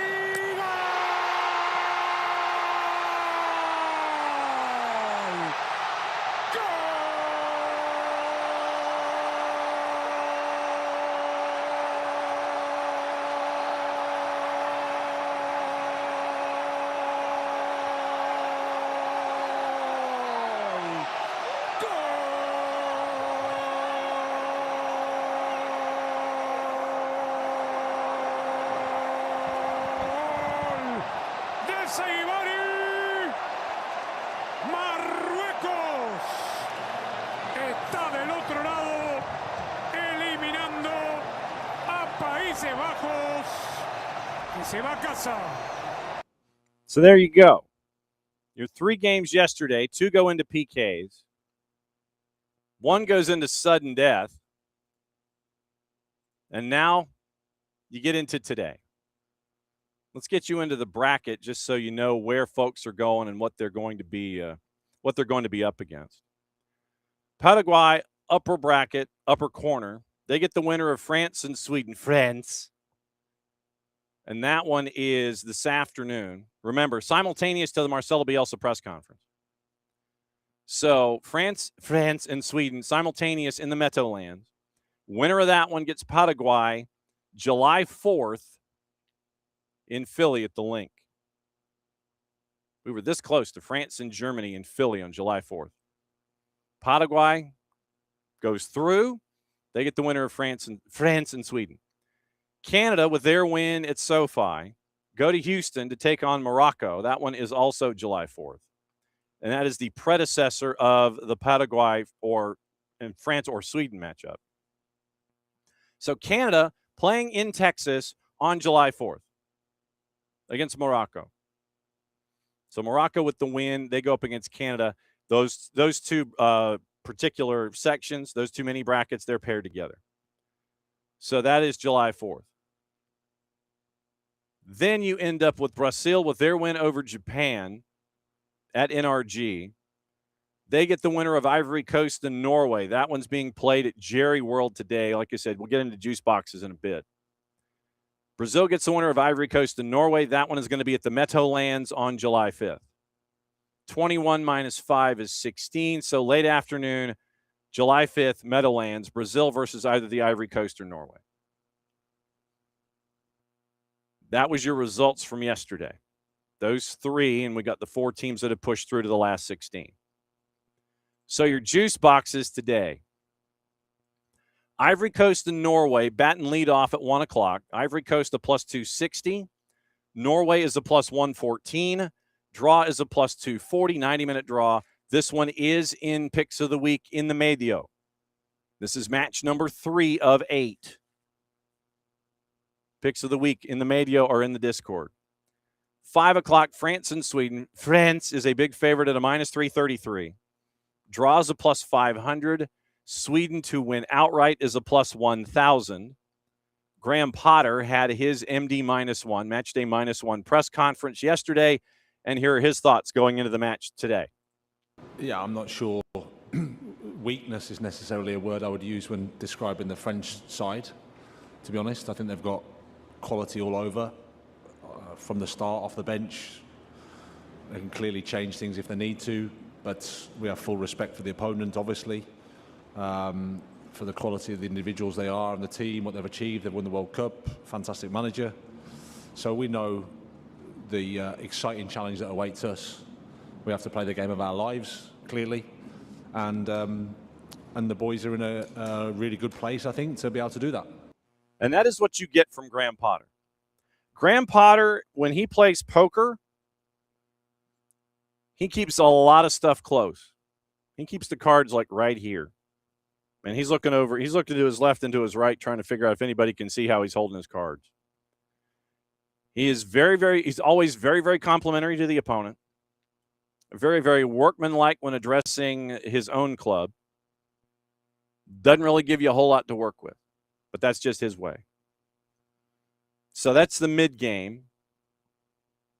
That's game 2 of today, which leads us from 5 o'clock. And for those who will be joining us from the Marcelo Bielsa press conference, when that is over and probably when the match is over with France and Sweden, Mexico and Ecuador at the Azteca. Mexico a plus 129, draws a plus 190. Ecuador to win outright is a plus 300. Sebastian Becasese has been discussing issues that he has had upon arriving for this matchup. Ricardo Escartin Mondragon at Tudene. At his MD -1, complained about the journey to get to Mexico City. 9 hours that the Ecuadorian team made from Columbus, Ohio, expressed his tiredness due to the little time they had to rest in their training camp hotel in Santa Fe. Quote, "We are 3 hours behind schedule. We were supposed to arrive at the hotel at 6, but the players haven't arrived yet. They should be here in 5 minutes. A flight that was supposed to be 3 hours plus the hour and 20 it took to transfer from the airport to the hotel ended up being a 9-hour flight. Excuse us if we look tired." Becasese expressed surprise at the logistics experienced in Mexico, stating that the team's organization for traveling to their games in Philadelphia, New York, and Kansas City was precise. Quote, the previous games were always precise, both in Philadelphia, New York, as well as in Kansas. We've been really been very organized in every detail. Everything has been done exactly as planned. And, well, here it hasn't been the same. And regarding the logistics issues, he said he wasn't angry at the journey, just tired after not having any rest. Quote, I'm not upset, I'm grateful. They caught us tired. We're at the World Cup. That's how it happened. We're focused on having dinner, resting, and going to compete. Mexico and Ecuador will compete at the, quote, the Colossus of Santa Ursula for a ticket that will get them into the round of 16, where the winner gets either England or England or DR Congo next Monday, July 6th. Whoever was copy editing the article for Tuda NA saw DR and decided that it was meant for the Dominican Republic. So the copy editor is not necessarily the biggest sports fan. So England, DR Congo gets the winner of Mexico and Ecuador. And that one is tonight at the Azteca. Let's check ticket prices, shall we? So let's check the Ticketmaster, and this is on StubHub. So if I want 2 tickets, each household limited to 4 tickets a match, 40 tickets total for the comps. So right now, the matchup tonight, 7 o'clock local time. Price is going down a little bit.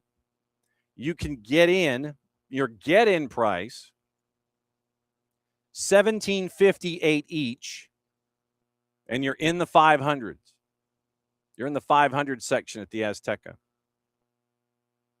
So there are some tickets that are in the 5s that are $17.58. There are some that are in the 6s that are $17.58 or $1,800. Further down, and there are some just under 2,000 caddy-cornered in the 600s. As you get lower into the bowl, there are some tickets that are $5,500 each, $4,745 each, or in the 4,000 range. I think it would be opposite the boxes on one side. These are box seats basically in the 100 level. Anywhere from 4,000 to 4,700. There's a pair of tickets in the 200s. Where is this one? They are in SP11.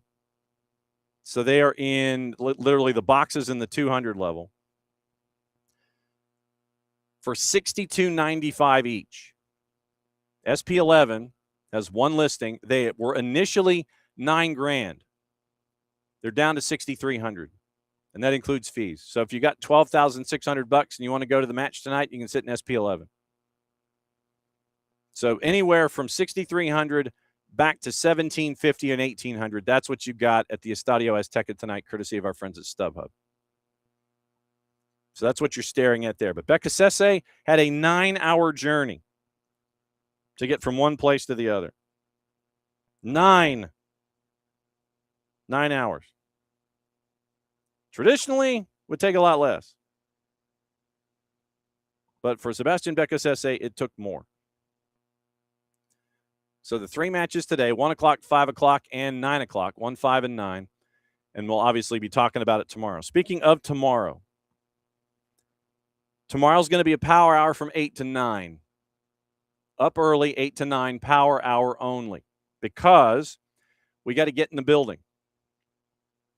And it is a noon kick for DR Congo and England tomorrow. Then, when that match is over, Atlanta Soccer tomorrow night, will be from 6 to 8. You also have Atlanta Soccer tonight, and that one will not be from 6 to 8. So you'll have Atlanta Soccer tonight. Then you'll have it also tomorrow and beyond. But tomorrow here is a power hour in the morning. And then we're heading into the stadium for the matchup with DR Congo and England. Start time tonight. Let me see if I can find it really quickly. It is 10 o'clock tonight, 92.9 The Game, the Odyssey app, 92.9 The Game YouTube channel. And you should have an opportunity to hang out with Jason and all the parties that are in concert with the end of the last match of the night. So it should be in hour number 1, in theory, if it just goes 90 minutes. Then you will have till 10:30. So Jason will be on at the beginning of the end of the 90 minutes. If it goes longer than 90, obviously you'll have it in hour number 2. The 11 o'clock hour and stoppage time, that goes to the 92.9 The Game Facebook page as the three-dimensional experience YouTube channel. So let me recap it, considering I just stumbled over my words. So 929thegame.com, Odyssey app, 929 The Game YouTube channel, Atlanta Soccer tonight, 10 o'clock. And it will be on through the ending of Mexico and Ecuador. So at 11 o'clock, when stoppage time kicks in at 11 o'clock. That's going to be on the 92.9 The Game YouTube channel, not the Facebook page, John, but the YouTube channel. And it will be an opportunity, once again, three-dimensional experience all World Cup long with us in the morning, with Atlanta Soccer tonight on all of the 92.9 The Game YouTube locations and such. And so it will be an opportunity to have a lot of intel and a lot of info as you're making your way through here with the triple header that we have in the knockouts today. And can the knockouts today match the knockouts yesterday? One note that I forgot to mention is in we were talking about Ronald Koeman, who apparently is either going to, according to Touchline out of the UK, or Koeman himself, as he was asked about it after the match last night, is he going to step aside from being in charge of the national team? Same question was posed to Julian Nagelsmann after Germany's loss to Paraguay, and Nagelsmann wasn't having it. He's like, if they want to, and I'm paraphrasing, basically, if they, meaning the DFB, if they want to send me on my way, then they're going to have to do it. So Nagelsmann puts it in the federation's court. Y'all want me gone, y'all got to do it. So you have that with Nagelsmann. Ronald Koeman is possibly stepping aside. Obviously, as the day goes along, we'll know more because of what he said, saying mid-afternoon. Mid-afternoon, I'll have an answer. But is that mid-afternoon in this hemisphere, or is it like right now in this hemisphere, meaning mid-afternoon in the Netherlands? So mid-afternoon Dutch local time or mid-afternoon our time. Keep an eye out on both, and we'll find out what the future is for Ronald Koeman. And we might, I don't think it'll be anything immediate, but I think that we will have something akin to the future of Julian Nagelsmann going forward. But Nagelsmann said, hey, you want to do it? You got to do it. I ain't doing it. So that's where Julian Nagelsmann stands after his matchup yesterday. I'm trying to find my sheet of paper and what I might have forgotten when it comes to, okay, so what have I missed in national team stuff? Got all those. Canale Becasese. Okay. So we'll get into, since we're talking World Cup really quickly, let's get into some of the sound, or let's blow up a bot. We're going to have what to watch, where to watch it, and how to watch it. It's going to be pretty easy, obviously, that it's going to be one particular thing. And thanks to everybody who tried to take care of the earlier bot. Apparently it had been snapped off of Twitch before we had a chance to go in and look at it. But this second one has not had its opportunity to be removed by Twitch yet. Viewer solicitation bot. Okay, so that's done. 23 characters out the door. Report submitted.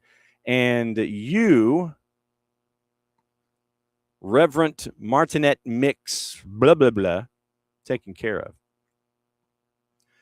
But yeah, Bart mentions Orlando Heel. Whoever gets him, I don't think they're necessarily going to have to pay a big price. They're really not. And it is going to be it's going to be interesting. So we'll find out what the future is. San Lorenzo apparently hadn't paid him in 6 months. But you end up with Enciso, and you end up with Orlando Heel with their moments. Galarza and Matias Galarza and Miguel Almiron. You got the assist and the hockey assist on the goal up on the board. And speaking of Atlanta United, since we're here, there are two things about Atlanta United we have to get into. And I know that I just teased about talking about the M&T, but we can wrap with that. We'll hear from Tim Ream and Gio Reyna in a bit. There is discussion out there about players, and one of the players out there being talked about for Atlanta United is Alan Velasco. And Alan Velasco, once again, being linked, and this comes from Luis Carlos Largo in South America. So Luis Carlos Largo, he's been with the ESPN family of networks since 1997. His report yesterday, Atlanta United has concrete interest in the forward, meaning Velasco, analyzing a move to bring him back to Major League Soccer. Boca no longer considers him non-negotiable and is open to hearing offers. Velasco's 23, started at Independiente, and in 22 went to play in MLS at FC Dallas. Last year returned to Argentina to play for Boca Juniors. Largo is asking the question, will there be a deal in coming weeks? So you go and you find out about Alan Velasco. We're going to go and do the dive on Alan Velasco here. So Alan Velasco, I don't know how many of you guys have been getting them, but I've been getting like texts out the yin-yang for things that I have no interest in. That's continuing. Your player profile on Alan Velasco. We'll do the short version, then we'll go a little bit longer. He's a winger at Boca Juniors, 23, turns 24 in less than a month. When he was, excuse me. Wow, that went down the wrong way. When he was 17, started his career at Independiente. 6 goals in 48 appearances. Goes to FC Dallas, plays 62 matches in 2 seasons, 12 goals, and then he goes to Boca and he scored 3 in 31. So he's represented Argentina U15, U17, 1 goal in 4 appearances. Velasco was called up for the 2019 U17 World Cup in Brazil. At FC Dallas in 22, 26 matches, 6+. He had 6 goals. And he also, let's see, so he had 1 goal in MLS Cup playoffs. So 7 goals, all comps in 22 for FC Dallas. Then he had 6 goals in all comps, which included Leagues Cup in 23. Only played 8 matches with FCD in 24 and had 2 goals in that time. So 15 goals in 72 matches, all comps at FC Dallas. With Boca in 25, he only had the 1 goal in 31 appearances. So that's where Alan Velasco is right now as an entity.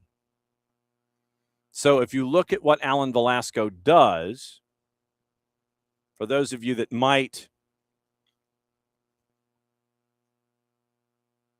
wonder what Alan Velasco does and where he does it. He's listed as a left winger. Majority of his matches have been on the left wing.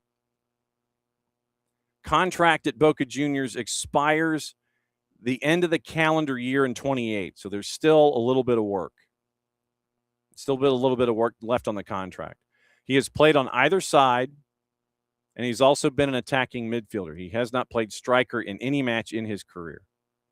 He has not been positioned at striker. He has always been either left wing, right wing, or attacking mid. Dominantly, left wing has been his main position. Market value according to Transfermarkt. So he's a right-footed shot, basically most of his time on the left wing. So he likes to come in and set up his right foot being a left winger. Current market value is at 2.8 million euro. So it's 2.8 million euro is his current market value. Dallas picked him up for 4, it looks like. So that was so transfer fees total, actually, sorry, 9.6. So total and transfer fees, 9.6 from Boca Juniors paid 9.6 million euro to Dallas to get Velasco. Dallas paid 6.4 to get him from Independiente. So that's where Alan Velasco is with his value and such, with his transfer numbers, the fees themselves, and what teams paid for him at the time. So Boca paid 9.6, FCD paid 6.4, and this is in euro. So Boca paid, and they have not been getting their investment, and so do not be surprised if anyone who is interested in Alan Velasco gets him at a cut rate deal to navigate what's there with Alan Velasco. So actually, I take it back. So dominantly left winger, 85 matches he has played in his career. Let's see, 181 matches. 181 matches in his career. He's played left wing 85 of them, attacking midfielder 38, right wing 26. So of his 181 matches in his career, 149 of them have either been left wing attacking midfielder or right wing. He has played in the midfield 7 matches of 181. And I take it back. He played 5 matches as center forward in his entire career of 181 matches, and he scored 1 goal. But most of Alan Velasco's time, left wing, attacking mid, right wing. He's been up top. He's been a center forward for 5 matches out of 181 in his career, only has 1 goal. Most of his time, left wing, right-footed shot, 14 plus 15, left winger. So that is the Alan Velasco in a nutshell. Right now he is, like I said, right now he is at Boca. And this season in 4 separate competitions, 2 goals in 9 matches in the 2026 calendar year. Libertadores, playoff Apertura, the Apertura, and the Copa Argentina. So that's your Alan Velasco stuff. But keep an eye out on news from Luis Carlos Largo at Largo ESPN. So keeping an eye on that is what you're staring at with Alan Velasco and Atlanta United. Also, keep an eye on Junior Alonso and Paulo Diaz. Those 2 names have already been put out there into the ether. But now it's now Paulo Diaz from River Plate, Junior Alonso, and Alan Velasco. So keep an eye on those 3. Yesterday, Botafogo had their ban lifted, specifically attached to Atlanta United. And this might take a minute. But I think that it is important when it comes to, if I could spell Botafogo, I think we'd be doing okay. So yesterday, Botafogo publicly said, and of course it happened right after we went off the air, like noon yesterday, transfer ban regarding the case FDD-27222 involving Atlanta United, officially suspended by FIFA. Remaining cases remain under review. Club awaits the outcome. Botafogo, in the context of the judicial recovery of which it is a part as an SAF, reiterates it will fully comply with the agreements that will be entered into the creditor's plan, always in alignment with the determinations of Brazilian justice. It's an important acknowledgement of the compatibility between the international regulatory system of football and the particularities of the Brazilian legal framework. Botafogo went on to thank FIFA for their decision. And there are 5 others that are in play. And also it looks like Nelson Palacio is in advanced negotiations. So Nelson Palacio is in advanced negotiations with Toronto as a target of Botafogo. Palacio from RSL in advanced negotiations to join Toronto FC, according to Cesar Luis Merlo. Deal is worth 1.2 plus performance-based bonuses. RSL would also be entitled to a percentage of a sell-on by Toronto. So keep an eye on Nelson Palacio going from RSL to Toronto. Last season on loan at Zurich, 32 as a starter, 1 assist on the year. So Botafogo and Botafogo adjacent players are making moves, and apparently the transfer ban for Botafogo, specifically attached to the Thiago Almada transfer, is off the board. But then this morning, Botafogo had 5 penalties on Monday. They got a new one this morning. Transfer ban was lifted. Now it's for a debt to Junior Barranquilla for the purchase of Jordan Barrera. Barrera arrived in mid-2025, deal worth $4 million. Contract runs through the end of 29. Monday, the FIFA lifted the punishment related to the debt of signing of Thiago Almada. And mainly it was because of the judicial recovery regime of Botafogo and their ownership group. All other cases under review, because it is in judicial reorganization, Botafogo cannot settle its debts due to a court order. The expectation is that the penalties will be lifted. Botafogo's 5 that are currently in play: debt to Ludogorets on Rowan Cruz, NYCFC on Santi Rodriguez, Zenit because of Artur, Nacional of Uruguay because of Lucas Villalba, and a sanction for non-payment of fines. So they get the Thiago Almada one knocked off the board, and then they end up with another one in its place to Junior Barranquilla because of Junior Barrera. So let me see if there's any other math that needs to be paid attention to here. We mentioned the Palacio deal and the 6th one that has been added. Yes, translated into English. Well, no, it wasn't. It's still in Portuguese. There, come on. There we go. So, once again, because of the judicial reorganization plan by Botafogo, the other cases are still under analysis. As of yesterday, Globo announced Botafogo still owes Atlanta United $21 million. Botafogo is negotiating with MLS because, remember, it's still part of the collective in the negotiation. And you're having the parent entity here in MLS to settle the debt. And we mentioned Botafogo's statement that we read about it. So, bottom line is the transfer ban is lifted on Botafogo, at least where Almada was concerned. They still owe the $21 million. Botafogo understands and recognizes that they still owe the $21 million. Frankly, I'm to the point to where just give me players. Botafogo still owes $21 million. They recognize this.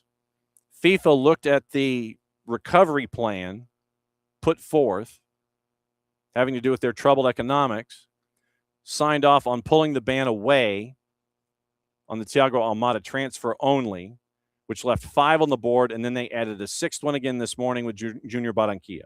So Botafogo is still in trouble. They recognize that they still owe $21 million. FIFA gets all of that, pulled away that transfer ban, but they got back up to 6 as of about 9 o'clock this morning. So that's the Botafogoian update. Botafogoian update. Columbus Crew had an outbound and an inbound. Diego Rossi heading to Monterrey. Lautaro Giacone inbound, according to Cesar Luis Merlo. And so Giacone, get the rundown of his numbers here quickly. So let me see. A preliminary agreement for Nelson Palacio. We mentioned that. So now we're looking at Cesar Luis Merlo's account. Franco Escobar is returning to Newell's. One of his priorities, everything agreed for an 18-month contract after his stint at Peñarol. Sebastian Cordova is heading to Pumas. Iker Muniain's arrival at San Lorenzo is on hold, lacks the license to coach in the first division. Let's see. Independiente del Valle announcing the arrival of Hugo Quintana. So Columbus Crew announcing the arrival of Lautaro Giacone. Argentinos Juniors loaned him out for a year with an option to buy. So he's a midfielder from Argentina, heading from Argentinos Juniors to Crew after Crew sent Diego Rossi to Monterrey. So those are your transactions to kind of keep an eye on here. Looking at stuff this morning. So there's a lot of little things to get into and a lot of little elements to drift back into. Salma Paraguayo leaving Barcelona Femenine, not renewing her contract, departing on a free after 4 years. Won 15 titles at Barca, 3 Champions Leagues, 4 league titles. Arsenal, Manchester United, and Lyon are interested. LAFC sold Grasshopper Zurich to Bridge Football Group, their majority stake. Purchased them in 2024 as a European platform. Fans were never happy about it, so it was sold to Bridge Football Group, who now owns 96.7% of the program. More than 10 groups expressed interest during the sale process. So LAFC is in the selling business. Salma Paraguayo is looking for a new home. And if you also missed it, coming up on soccerdownhere.net, Elias Baez sits down with Jason, SDH, and Vanessa Angel to find out about his season and his journey and what it's like to live in the World Cup here in Atlanta. We mentioned Sam Kerr. We mentioned Robert Lewandowski. USMNT ownership viewership keeps climbing. 19.5 million viewers, second most watched English language men's World Cup telecast in history. Only trailing June 21 when USA and Paraguay topped 18 million. Wonder what the number is going to be like at Santa Clara. So that is going to be that's going to be interesting as well. And so the Nagelsmann quote, basically, after the Paraguay loss, I'm not someone who runs away. I'm available if that's what the DFB wants. If they don't want me, they need to tell me. So keep an eye on Nagelsmann, keep an eye on Koeman, keep an eye on Bielsa. And as we discussed yesterday, head coach Yong Myung Bo resigned from Korea Republic. Jordan's head coach Jamal Salami pointed to the gap that matters. 20 of Morocco's 26-player squad play in Europe, 15 in the top 5 leagues. Jordan have 1 player in Europe.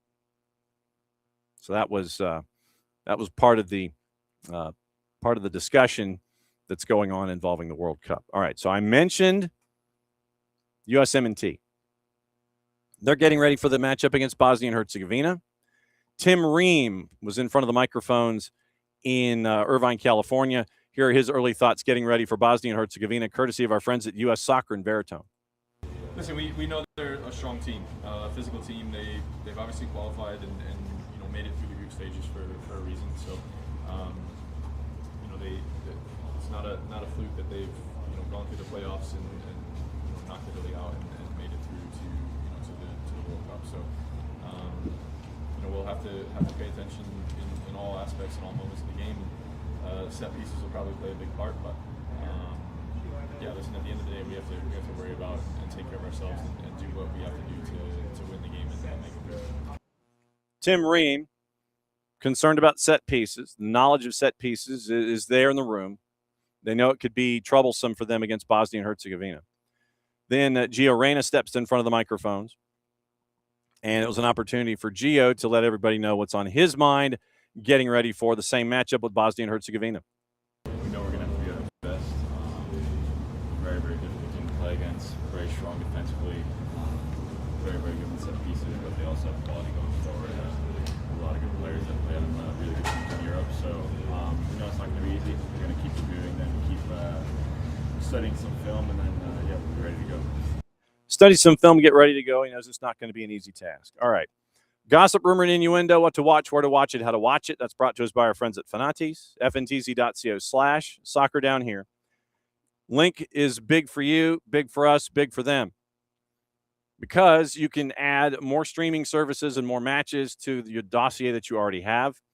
A lot of the A and B divisions in leagues in South America, Liga 1 Max Pro out of Peru. You get TVV out of Venezuela if you want. It's an add-on. But if you have a cable system here in this footprint and you have the Spanish-speaking package, you get it. You didn't get that from me. Also, you end up with CDO Plus out of Chile, TSA out of Argentina. You get Copa Argentina with TSA, plus their coverage of the World Cup. You also end up with all the BNs, and I mean all the BNs, because then you get Libertadores, you get Sudamericana, you get all of their European action, you get stuff with CAF, AFCON, all the tournaments, you get that Middle East and North Africa action in the World's game on all the BNs. And you can get that at Fanatis, fntz.co/soccer down here. So today, Big FOX has all of the World Cup matches, 1, 5, and 9. Telemundo has them all.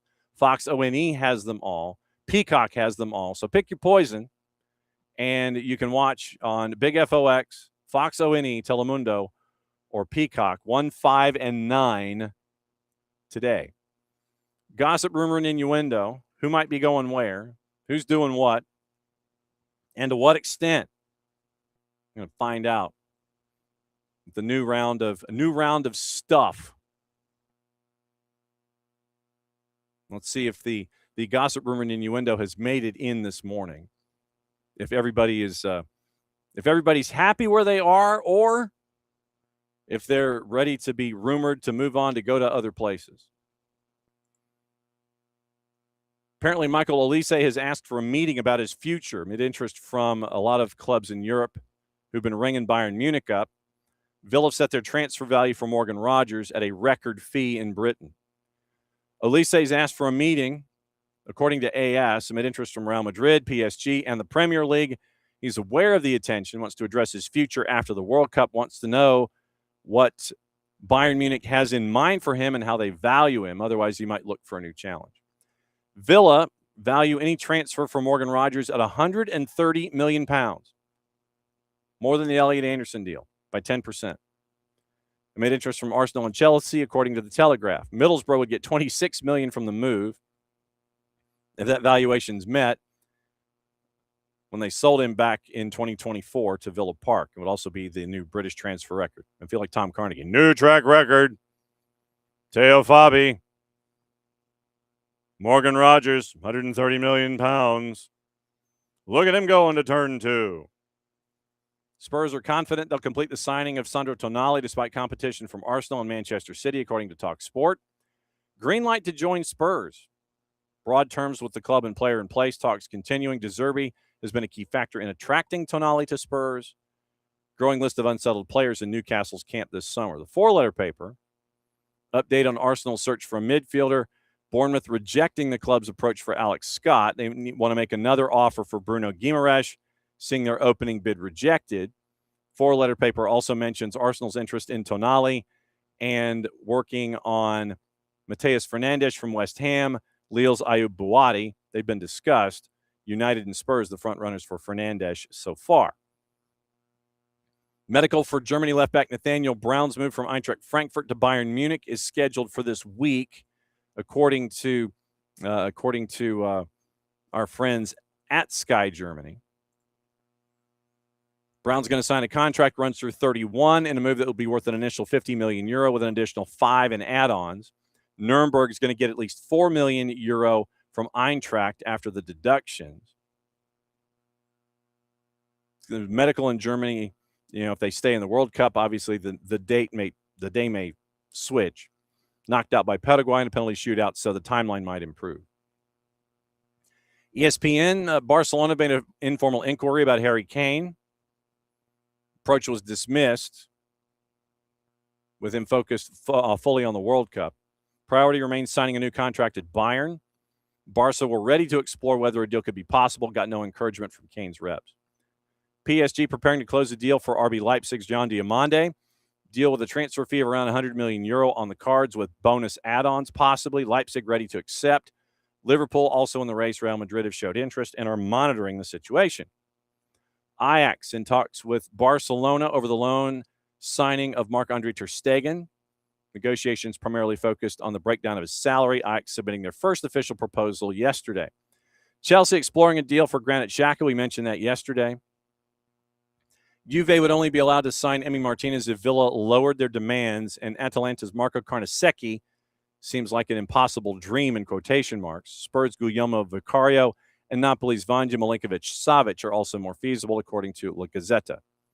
Foot Mercato, PSG and Juve very close to reaching an agreement for Randall Colomawani to join on loan with an obligation for a permanent deal at €40 million.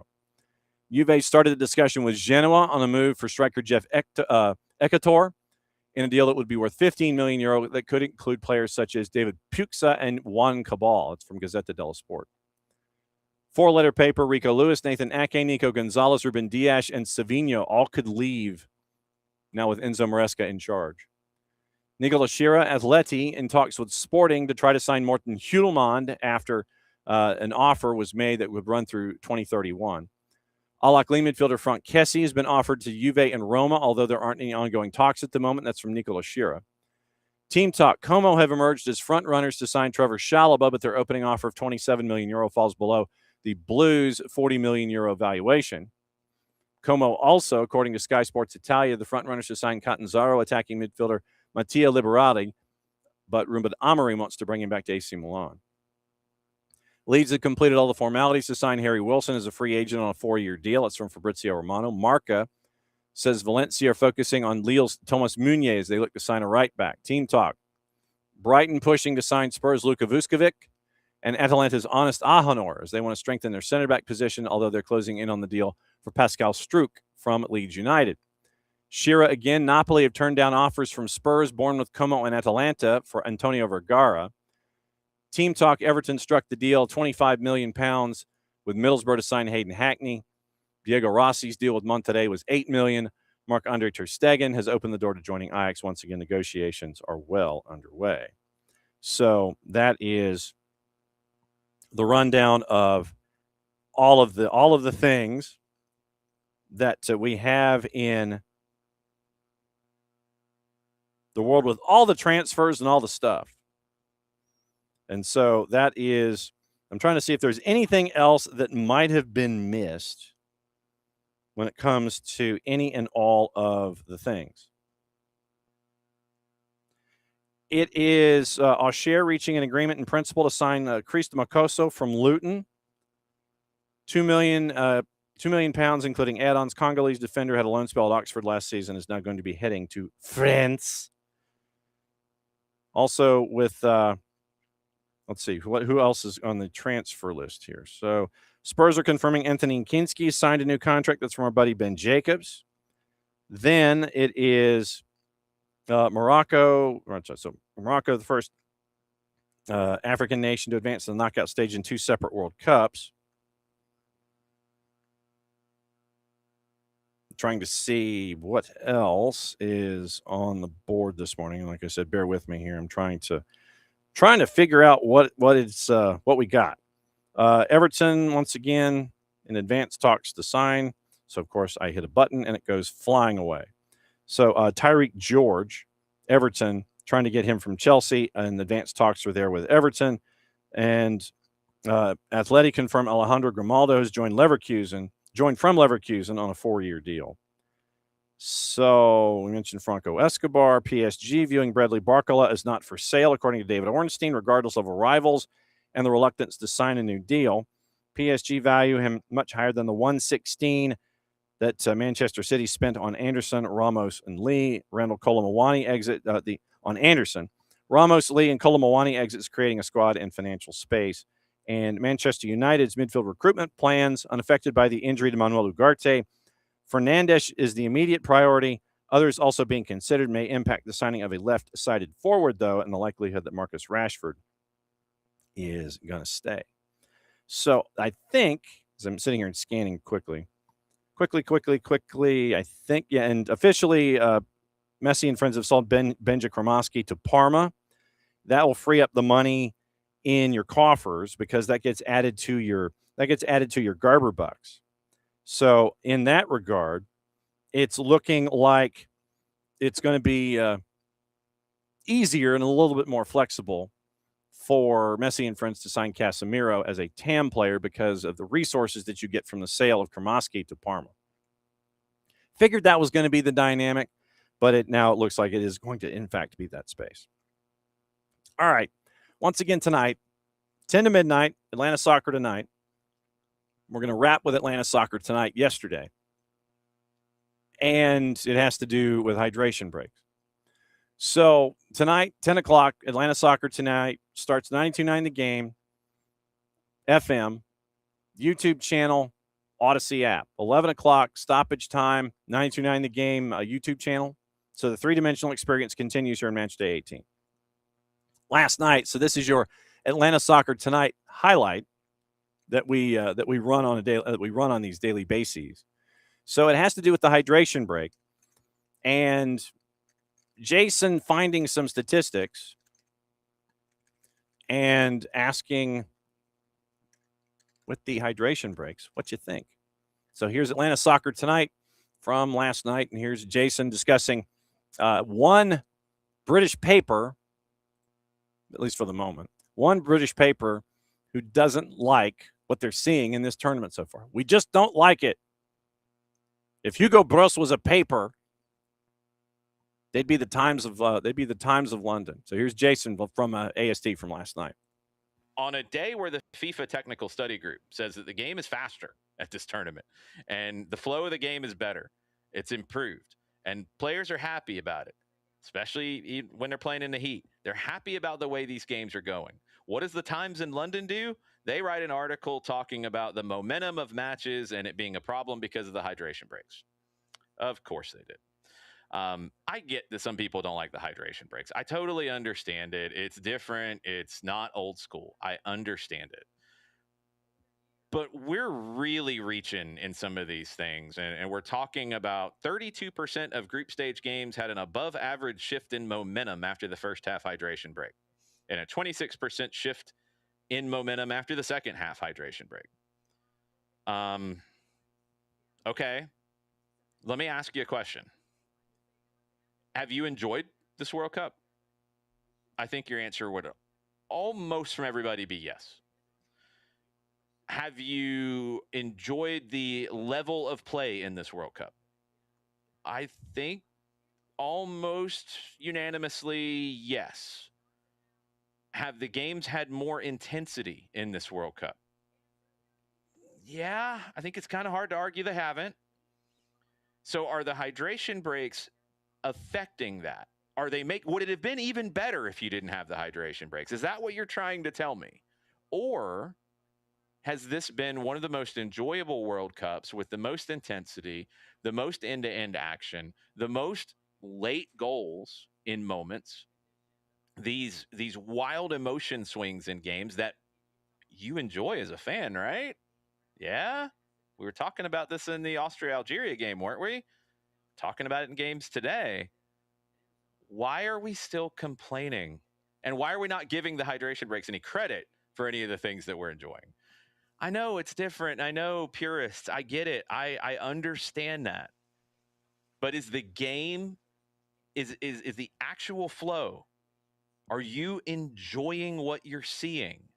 I don't think there's many people who would say no. I'm sorry. So can figure out the format and the flow of it and all that. But if it's just about a commercial being inserted in it, even Fox has learned from that, by the way. They're not doing that the same way anymore. They're figuring it out. They improved. I'd rather not have the commercial break, period. I'd rather use it to tell a story. I mean, I am an analyst on broadcast, so I would enjoy to have that time. and be able to break stuff down. But if that's your complaint and not that the games are better because of the break, because I think the evidence shows that they are, I just don't know what to tell you. The Times in London, I'm really not surprised that this headline is coming from you on the same day that the FIFA Technical Study Group talks about how the flow of the game has improved and players are enjoying it. Atlanta Soccer tonight, 10 to midnight, 92.9 The Game, 92.9thegame.com, Odyssey app, YouTube channel, 11 o'clock stoppage time, and that gets onto the 92.9 The Game YouTube channel exclusively, but the three-dimensional experience here, match day 18, when it comes to the World Cup. I think that's a show.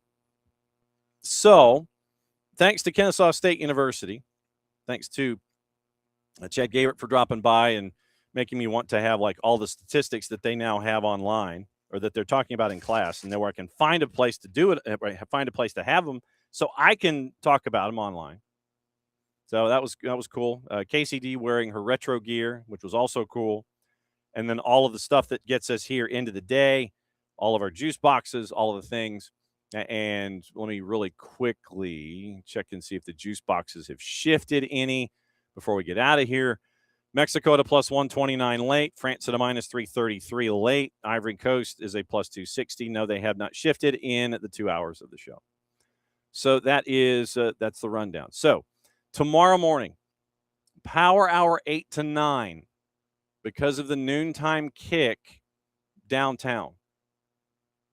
So 8 to 9, Power Hour, highlights, posts, previews, stuff. Then we're out the door at 9 o'clock because we got to go downtown. Once again, reminder, Discord has week 3 of the Medio up. 2 matches are down, 6 remain, plus the tiebreaker. So if you are in the Medio, it is week 3 of the Medio in the Discord for picks of the week. So that's there as well. Once again, thanks to Kennesaw State. Thanks to our friend Darius Goodman for helping us out with all the expert opinions that we're getting here in the tournament. Thanks to KCD. We know where she be. And thanks to all of y'all for dropping by as you always do when it comes to anything and everything going on. When it comes to this tournament, the beautiful game, etc., etc., etc. So we will see you out there in the communities. We'll see you out there in the soccer. And we'll be with you for Atlanta Soccer tonight at 92.9 The Game, starting at 10 o'clock. So for everybody here at SDH, to all of you there, thanks to Bart, thanks to Abby. Screw all of you stupid bots that want to come in here. Most of them that I could eliminate on a daily basis. And thanks to everybody that's been in here for everything going on here in this environment.